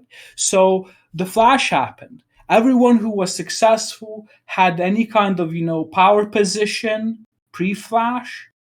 You know, these people, what happened when society crumbled? Well, all of their sandcastles were revealed to be nothing more than sandcastles, right? And now everyone gets to play, and the beer gut weirdo from, you know, the ghetto, he can go at it and he can become a warlord and he can like start a thing, because who's gonna stop him? It's like an equal playing field anymore. You know, how are you gonna have, you know, anyone make their stand or leave their mark on this dying world, right? So you have the swan song of a loser who gets another chance. All the would-bes, all the has-beens, all the washed-up people, they can go again. All of them, right? Is something Wild West about it. And the idea of these people who had no chance, no future, nothing going for them, being able to like pursue something crazy again, to me is like profound. It's so important. Because again, I grew up in a situation where all these kind of a mixture of disappointed people who were something but are now nothing, versus a bunch of nothings who became overnight oligarchs and like gold chain wielding weirdos. You know, that's strange. That makes you question, you know, how we ascribe success or any number of, you know, epithets about, you know, greatness. So yeah, all these people who never did anything. So one more thing, there was the show, and again this is an influence for the game, because yes, there was a show in the 90s called Radio Show. Huge influence. Some characters are based on the puppets that are in Radio Show. Okay, Lithuanian TV program with puppets. Very crude. Love it to death. So perhaps I can give sure. image. Yeah. So what about it? Why do I mention it here in terms of influence? Watching it, I realized how crazy the things they talk about there are and flirt with, like Lithuanian nationalism, all sorts of bizarre ideas, like I know, even homosexuality, which became in very quickly a taboo again, I guess. But at that time, they could talk about it like in all these strange ways, and when this thing fell apart, meaning the Soviet Union, the hegemony, it seemed anything is possible. Anything is on the table. So we were talking about people, right? How anyone can go at it now. and the losers, this is about them, because the people you thought were successful, they were shown to be losers all along also, right? They're all on the same boat. There was nothing to gain, right? So how do you realign yourself? But this is about ideas too, of how you establish these goalposts of pursuit and success, right? Do we try the feudal system again? Well, now, it's outside the Overton's window. It's unspeakable, right? Going back to feudalism. But maybe someone could say that. Yeah, just go back to feudalism, maybe. Or let's have, a robot overlord or something like that. Or let's talk about legalizing X, Y, and Z, right? It's anything goes. No idea is too crazy to try, because you can't even tell what's normal anymore, because your sense of normalcy was so upset when it all crumbled, when it was shown to be standing on like a shaky foundation. So yeah, watching these things, especially rewatching radio show, was kind of a shock on how no taboo, utterly not PC, right? No political correctness, crazy ideas they were throwing around, mostly humorously, but still, it's like, whoa, right? Why? Oh, they could, because who's to say what's the limit, right?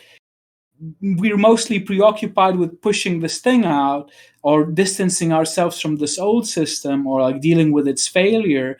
And what do we do going forward? I don't know. There's an episode of radio show where there's someone, not a Nazi, right? But they summon Hitler, right? And they ask him what to do. It's like, and Hitler comes up from a fucking genie lamp, and he like starts speaking in German, and they're like in these hushed tones, like, oh, Führer, Sieg Heil. It's like, it's hilarious. Jeez, man, that sounds fucking insane. Yeah. So, yeah, the franchise, the cellophane cult, right? Anything goes. And in the city, oh boy, you see some really strange stuff. Yeah, and not just strange stuff you might expect. I really want to amplify its unique nature as it relates to what was lost. So, two things here. Living in Lithuania made me understand that I'm living amidst the ruins of what? Of something that's being pushed out, and that it does something to us now. And a lot of things seem possible that maybe, might not seem possible beforehand. So what was lost and what is now possible because of that loss, right? And there's a very specific relationship between these things, I think. So with writing, I really want to account for it and let that kind of insight or those structures, write the game for me, right? So these concepts are specific and not just lifted, right? Before then, I mentioned that Trash Hump is a big inspiration for me, which it is, but I don't just want to take things from it and use them. I want to at least adapt them to some degree, adapt them to a way that is appropriate to what we know of this world and how we understand it and how we conceptualize it. So I know, long expose on living in Lithuania and how that might have influenced the way I think about this post-apocalyptic scenario. Yeah. Hopefully that was intelligible. Somewhat. Oof, man. Oof. It's like I have to take a second to like dissect it all down, like fully process it. Yeah, that's really something. I mean, obviously I figured from like the place you live. Of course, you could take like some sort of inspiration from that, but like I never really like thought about it. I mean, really, in the case of like the Flash, I guess it kind of changed everything up. Anybody can be anybody really could just like take any sort of position of power. Then yeah, anyone. So, like for the strangest reason, the best trash humper is the man in charge. What a bizarre, criteria for success. Why not, right? Yeah, why not? That is a good question. Just like Yeah. and that's so good because like You don't have like a president to compare yourself to, or yeah, I'd say like, or at least not not the kind of president you had. Maybe some weird wasteland president who declares himself the wasteland president.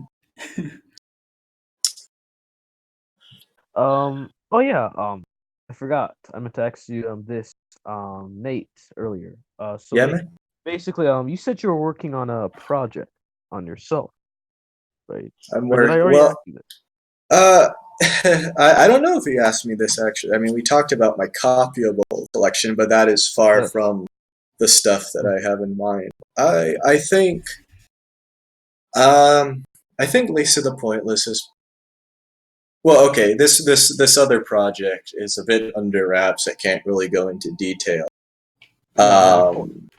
But other than that, I think there are still a lot of things that I would like to do in the future. And I think this is a real mark for Lisa the Pointless as this kind of breeding ground for all these, like, I could imagine this being the kind of catalyst for many projects in the future. I know there's a lot of beautiful talent, a lot of creative people working on this game. And they themselves have, well, ideas for, what else to do after this is over. We, I personally have had like a lot of ideas running in my brain, and I only recently have taken them out of my brain and onto paper just so I can remember. That has proved to be very great, a great practice just to put them down. Um, I think, yeah, let's say, like, for an example, you have the Harry Bulbastic. Does anyone, yeah, Harry Bulbastic, one of our beautiful specimens working on this game with us, a bit looser than the others, but nonetheless, he is a part of is part of this circle, and he has been grossly creative. Um, yeah, like he's really into that kind of weird stuff, and he's able to sort of put that into his own work. I know he has like a couple projects he's working, such as like Heckland, his survival game. Other than that, but I'm not sure. But I think Harry is a real testament for the kind of creativity that can launch out of this sort of community catalyst that is Lisa the Pointless. And I think we will definitely come back to this in future days as something kicked off a lot of great stuff. Um, yeah, Yeah, man. Man, that's really nice to know. That's really, I mean, it's nice to know that you're able to take these steps forward and kind of venture into your own realm while taking what you've learned from Pointless and sort of expanding upon that knowledge. Oh yeah, It's really nice. yeah, it's great. There's a Actually, lot. Yeah, I was just gonna say that there's a lot of stuff that you can pull from life, or I think like given these weird techniques, I think even life itself has just become more extravagant to look at and analyze and take apart and find out the connections. Yeah, very thankful that I stumbled into this community that is full of absolutely creative, not just working on Pointless, but others as well. Very beautiful creation. Anyway, that's something to ask. Oh yes. I was gonna ask, like, so let's say you're put into, uh, I don't know if I asked this last time. Pretty sure I didn't, but I don't think it matters. But basically, if you were put into the situation, let's say the Flash happened, what would you do? What would I do? Holy shit. Okay, I mean, for one, I'd probably, like, I'd probably try something and then die because I'm a weak motherfucker when it comes to survival. But I think, damn, if I did have, the resources needed, God, I would like. Okay, I mean, like, where am I starting here? Am I starting nothing but essentially a mile-long sandbox of sand? All right. Or am I So starting? Clothes on your back and a hard drive full of anime porn. That's what you got to work. Yeah. So I mean, would this just be a typical kind of anywhere in the wasteland kind of environment? Okay. Okay. So let's be realistic. We're talking like now. The flash Maybe happened. like if all women were gone now and I'm just right now, like Yeah. in my room. Yeah. Damn, would this podcast still? I feel like I'd want to finish the podcast, but after that, I think. God, that's the thing. It's like there's so much to do. I mean, like I don't have to worry about stuff. I mean, like, I don't know how the state of the internet would be. That would probably fizzle out. But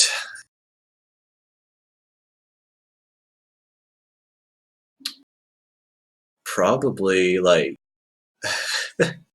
this is like This is what hardest question tonight. this is such a hard question, but I'm sure it would have something to do with the skills that I have.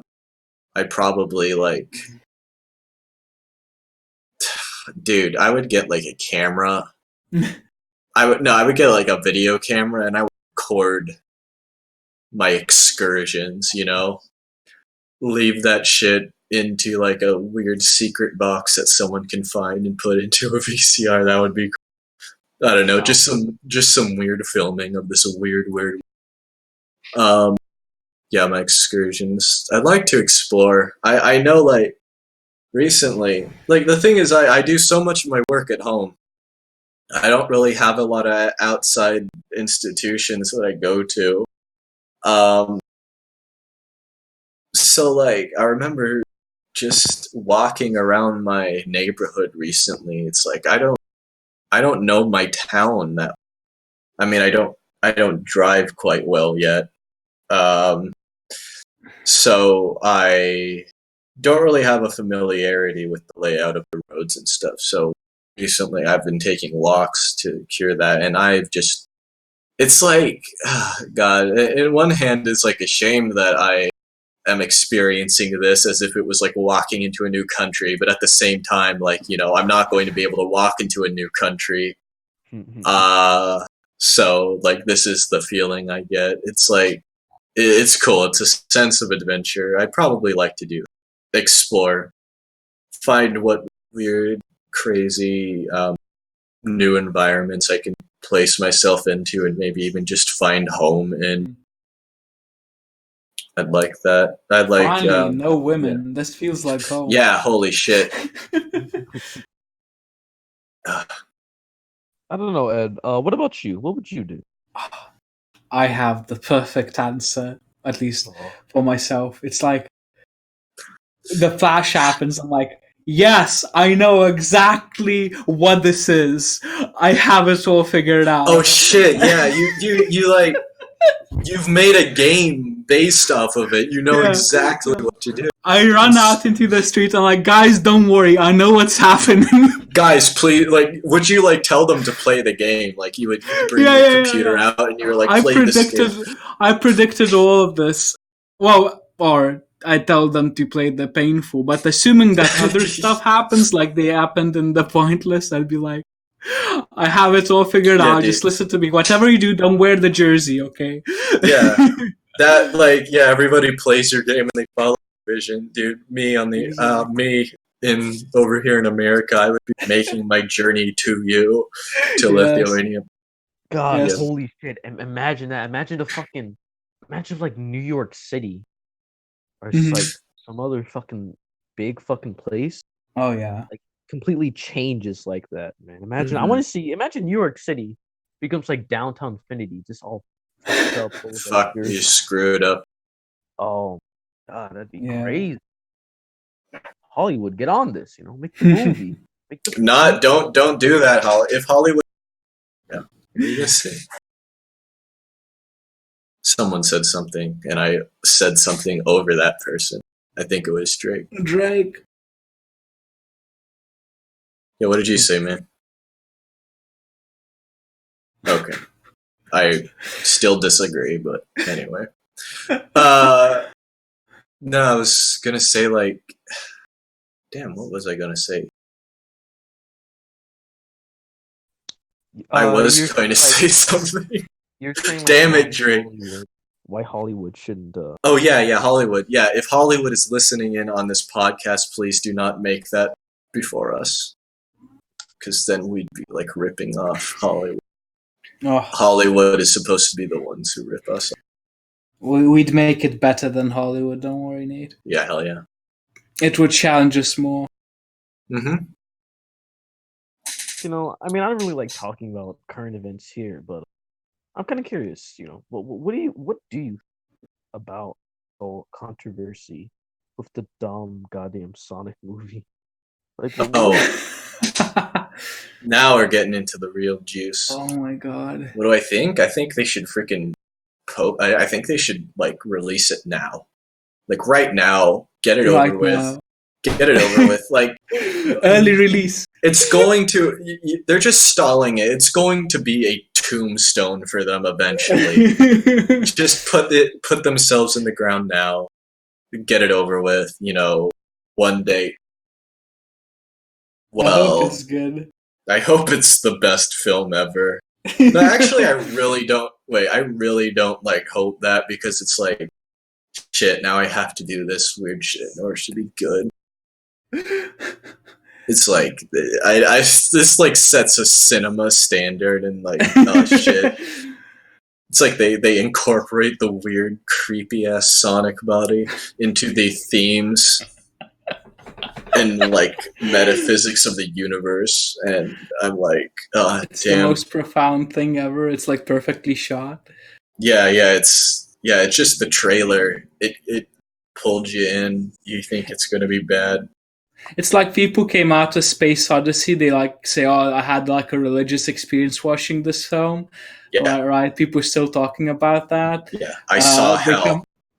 People come out of fucking Sonic. They're like, "I've been changed. I've been." Oh god, it's so bad that it proves the existence of hell, and thus the existence of heaven. Oh my god, dude, that would be fucking scary, dude. I don't want to have like a fucking. I don't want to have like a goddamn, existential crisis because of the Sonic movie. That'd be the worst thing. Well, too bad, because it's going to happen. Oh my! Even if it doesn't prove hell, it's going to prove something. Yeah. It's like being touched. This universe can allow for this, Being touched by something like Sonic, and then having that in your, like, I don't know, in the depths of your being. That's so creepy. It's like you close your eyes, you see Sonic. Oh god, it infects me.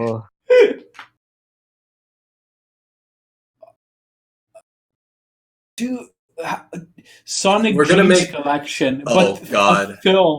Oh my god, I'd watch the shit. I love Sonic Dreams collection.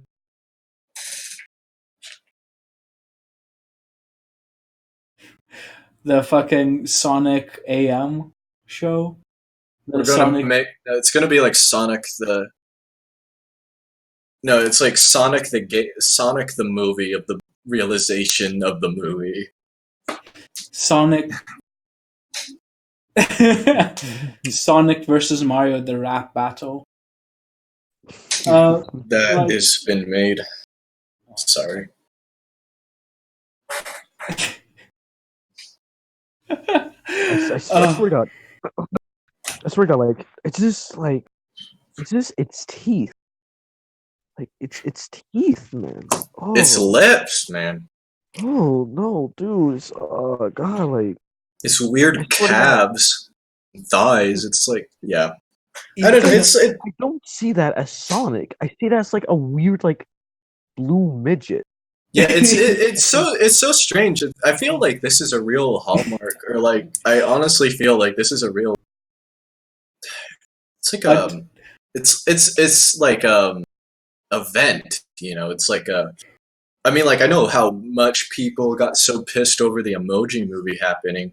This is like stranger than that. It's like creepy.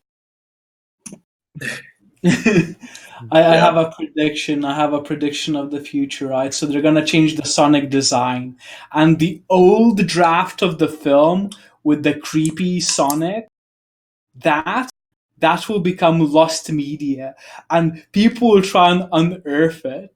Holy And shit! This is like if someone found this, it would look like a creepy pasta. so, guys, What? I found the Sonic original draft on Deep Web, and Sonic's eyes are red, and he said he'd kill me. Man, I'm really scared right now. Dude, it's Oh, gonna happen. Fucking We people are gonna gotta obsess bury over the this. original draft. We gotta bury this like deep. Yeah, the Ryman Drape rape scene. Yeah.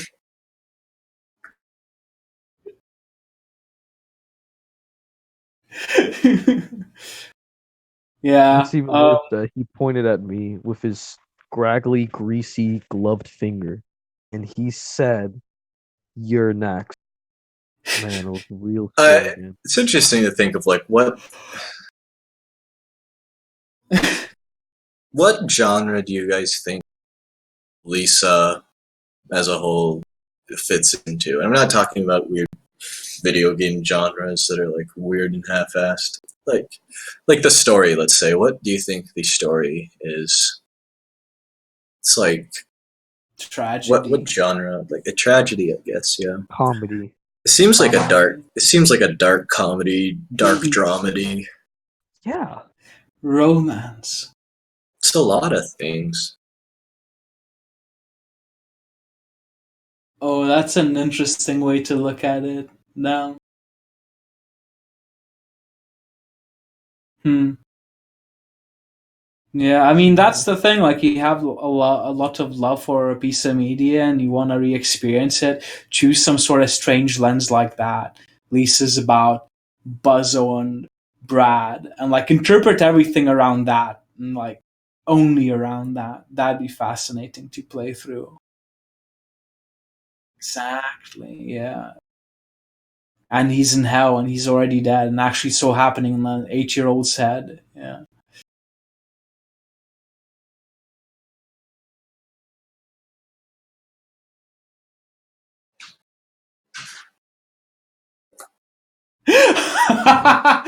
Oh, that'd be Detroit hilarious. become Lisa.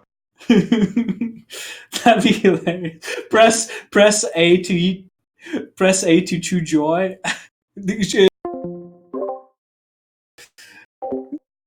Oh God, I love David Cage. You know why I love David Cage? Because listen, I think one of his earliest games it was called like I don't know, it was a game where it's like Indigo you have to Prophecy? stop a winter happening, and it was on the PS2.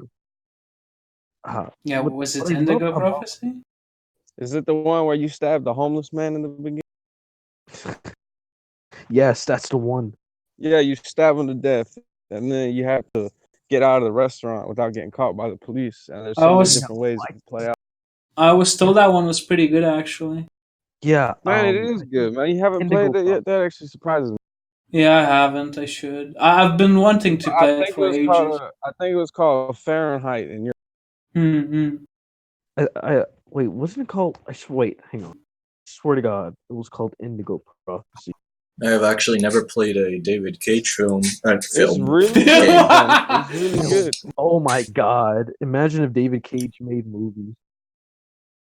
Yeah, it definitely it like strives to be a lot more than it can handle being, but like it's really fucking not as bad as people make it. I'm not gonna spoil anything, but even just like this one little thing is like it's really interesting. Like the main character has to take like prescription pain, like just prescription pills and shit. And what you can do is when you walk around the apartment, you can take a bottle, like you can take a drink, and like you can take the pills. And like at no point in the game does it tell you like don't mix, like don't take the fucking shit. But if you like inspect the pills, it'll tell you do not mix with alcohol. And you would only know that if you inspected and read it. And then if you have a drink after you took the pills, it'll just kill you. Like, it's a good game, bro. I don't know. All I remember was the part where like a giant cult was trying to make the Earth like fucking frozen. Yeah, man, because it goes a little farther. Like, I mean, it starts off as a story about a guy killing a homeless man in the bathroom, and then it kind of like you go to like Antarctica or like the jungle or some shit. Like, fuck. It definitely like you're dodging like tribal fucking apparitions through like your fucking office building. Like, it definitely gets a little out there. It does. I don't know. I feel like that's special. I kind of like that because cheesy and stupid things, so nice to appreciate. Man, how many What's cheesy that and stupid one? things are gonna be in the monster? Well, I mean, that's the thing. You can see anything a bit strange as cheesy as stupid. I mean, I think Lovecraft's At the Mountains of Madness was once described as a story of a bunch of men going mad because of space pickles, right? And I mean, if you frame it that way, it does sound like cheesy and stupid. But quite a few things are gonna be comedic, I think. So not necessarily everything takes itself. Fucking Lisa the Painful is about a guy chasing a girl while he's on drugs. Yeah, dude. Hell yeah. Dude. So yeah. I mean, how many? Quite a few. I'd like to keep some of that humor in and some of that levity, but it's not that. Oh, this scene doesn't really mean anything. It's just there to be stupid and cheesy. It's more like the scenes that do mean something can we like maybe take some of the pretense out of it by introducing a little bit of humor into it. Yeah, that's a thing about pretentiousness is that even, I mean, like, what defines pretentiousness? It's like when something has the air of importance, but it doesn't actually have the importance to back it up. So like that, there's a difficulty with like a work that takes some that takes you looking under a microscope in order to sort of understand some things. It takes you like close observation and analysis to understand things. You know, it will have the air of importance on the surface, but like a lot of people who see this movie will not dig deep enough and will sort of deem it as pretentious.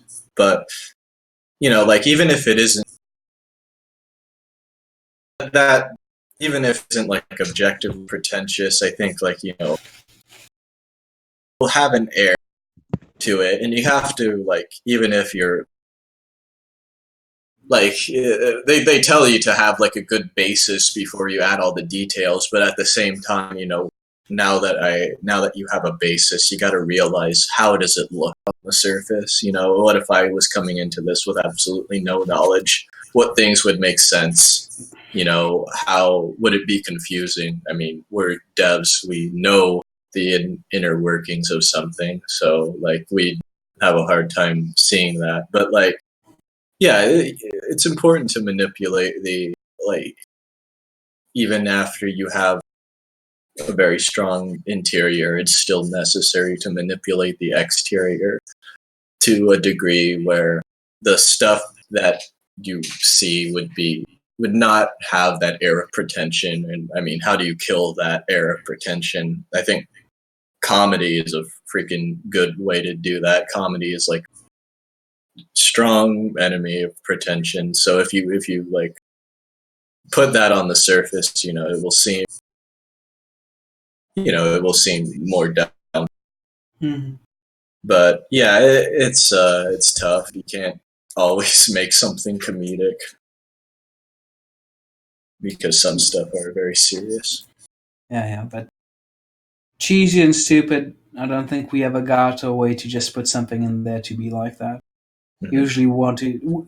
That's the thing about writing. You get to learn is that With fiction that isn't like like some sort of philosophical treatise or something, ambiguity is a good thing, and not because you don't know what it means, but because it can mean several things at the same time that are both true equally, or more than two things, and that both contribute. So it can be a joke, and it can be significant, it can be like a deep commentary or significant character moment, all at the same time with the same scene, maybe even the same line. Right? You can do so much multitasking.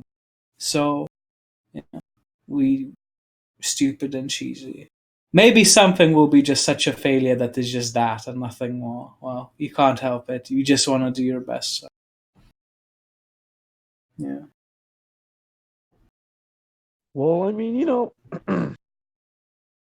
I guess you can't really change um what I don't know, cuz the way I see it, um I mean, there is some sort of humor and tragedy, Yeah. I guess. But I guess it's more like dark, sort of like, it's in a way you can see humor in it. Or well, I guess dark humor is more like it's meant to be because of tragedy. I don't know, it's weird. Well, So you we're can in always, yeah, you can always see the serious side of unserious things and the unserious side of serious things. that is true. There's always two sides to the coin, I guess, is how I would say it. Yeah, yeah. All right. Now, I think we're kind of getting to the towards the end of this, so I want to ask kind of like a couple of closing questions before we end this all up. Yeah. So first thing I kind of want to know, because this is something that's been on my mind for ages, and oh shit. So basically, one thing that I've always sort of wondered about is sort of what do you see as a whole? What do you see pointless as a whole for you? If you I could, guess. Go on. if you could just, if you could just like put pointless in the most simplest terms of what it meant to you and what it is, just sort of as, just sort of as an object, I guess, and what it means to you. What, what would it be? Simplest way. It's my love letter to the painful. To me personally. Yeah. I think that The Painful is wonderful. It's my favorite game. I don't think it's the best game ever made, no way. But to me, it touched me. And think that I want to have an active relationship with the things I like, and the ways I love them are very specific. And if I can actively do something about it, not just passively consume it, but enhance it maybe or add to it in some way that's again constructive, that brings something out of it that I saw in the painful only in suggestion, only in shadow, but I can elucidate on, I can bring it out of there, then I can complete it. I can have my relationship with this game fully manifest in an actual art piece that I made that can maybe stand next to this thing as a companion in some way. That completes my, well, yeah, brings out the things fully that I saw in it that weren't quite realized, but in some way contributed to why I love it, because I saw the potentiality in it and what made it already great. So, yeah, but that's a love letter, because in a love letter, you don't simply declare that you love, but you also explain why this person is lovable or this thing is lovable, why it's worthy, why it is the worthiest, why it's the most important. And to me, it's my favorite game. I'm going to do it. And I hope that it's going to be worthwhile. And whatever we, the team, end up saying with the pointless or doing with the pointless people will love the pointless and they will love the painful, maybe them both together, and they will get something out of it. So their lives will be hopefully enriched or more fun or more interesting and strange and more beautiful, maybe a little bit. Yeah, so yeah, simplest way, it's a love letter for That's me. nice. Ah, yes. It's like your own sort of personal. Yeah, they're very personal, right? Yes. Of course, What I about want to you? save the world with this game, but personally, deep down, yeah. When the There time was no comes. other game I was so obsessed with like Lisa the Painful. I don't know why. I was never a fan of anything to this, or to any degree, really. But Painful, I don't know. That thing, to me, spoke to me. There's something in there, right? So, yeah. Maybe Nate can? Yeah, okay. I suppose now my what I have to say is only as good as the other developers in the um, team, and I'm sure you could probably get a lot of really unique and great things by asking them the same question. But for me, at least, it's like,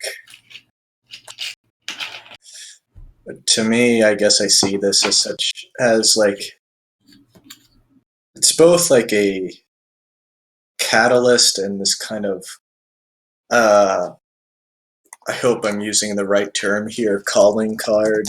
Let me look up calling card to make sure I'm using the right word. I don't. That's not a good definition. Whatever. It's a freaking. It's a checkpoint. It's like a thing that I can always look at as like this is a. It's a testament to the creativity that humans can do on their own, like without want of power or just for the love of the thing. It's I mean, I think even the game itself reflects that journey. It reflects that endeavor that put a lot of work into it, and to a lot of people, to a majority of people, that work you're putting into it, for the result. A lot of people may see the idea of a fan game, already obscure indie game, is like very little, but to us, we're going to treat it like it's big. The The biggest thing. Yeah, the biggest thing, because to us it is big. We are, but like yeah, it's a catalyst. It's like for me, and I feel for a lot of other paths and creations, the future. Like I now, this is so beautifully symbolic. First time I ever talked to Ed was the day I graduated high school. So that was like that. It was like right after. Oh wait, no. I freaking talked to Ed, and then I took the last test. I did a different system, but the yeah, it was like closing off of this one chapter and opening up this new chapter, which in turn I am certain, without a doubt, will open up even more chapters. And I think, yeah, it's just such a beautiful testament to how much we can work under all this, under shadows, I guess, of doubt. Um, yeah, just a very beautiful project to work on, I suppose. I very thankful that I found it, because this is to lead to a lot of great things. Anyway, yeah, I guess that's what I'd have to say. It means to me. That's very nice. I'm All glad. right. Uh, all right. Well, I think that about sums this up. This whole Mhm. sort of puckers up. Ed, Nate, you guys have been like great fucking guests, man. I'm Really, so glad I did not disappoint. it's really cool. Just like it's like just sit down, just like talk to you guys, just one on one. That was Mhm. nice. Looking Yeah. down. Yeah. Lisa the Pointless is Leads the Pointless it's out, but it's still being worked on. Monster updates will come out soon. I recommend you wait for that before you try Leads the Pointless if you have before for some reason. Thank you guys for like taking the time to just come Yeah. down, talk over. It's been Hopefully great. yeah. It was fun. Hopefully we'll Be be sure able to like have another. I was gonna say, hopefully we'll be able to have another good talk once we have something to show for. yeah, man. Trust me. Once Monster Big comes down, we have like fucking tons to fucking touch upon. Yeah. But that's for the future. Let's do it again when it comes out. Definitely. Yeah. I wanna thank you both, Jerry and Drake, for hosting us on your podcast. It was Yeah, wonderful absolutely. being here, and thank you, Nope, for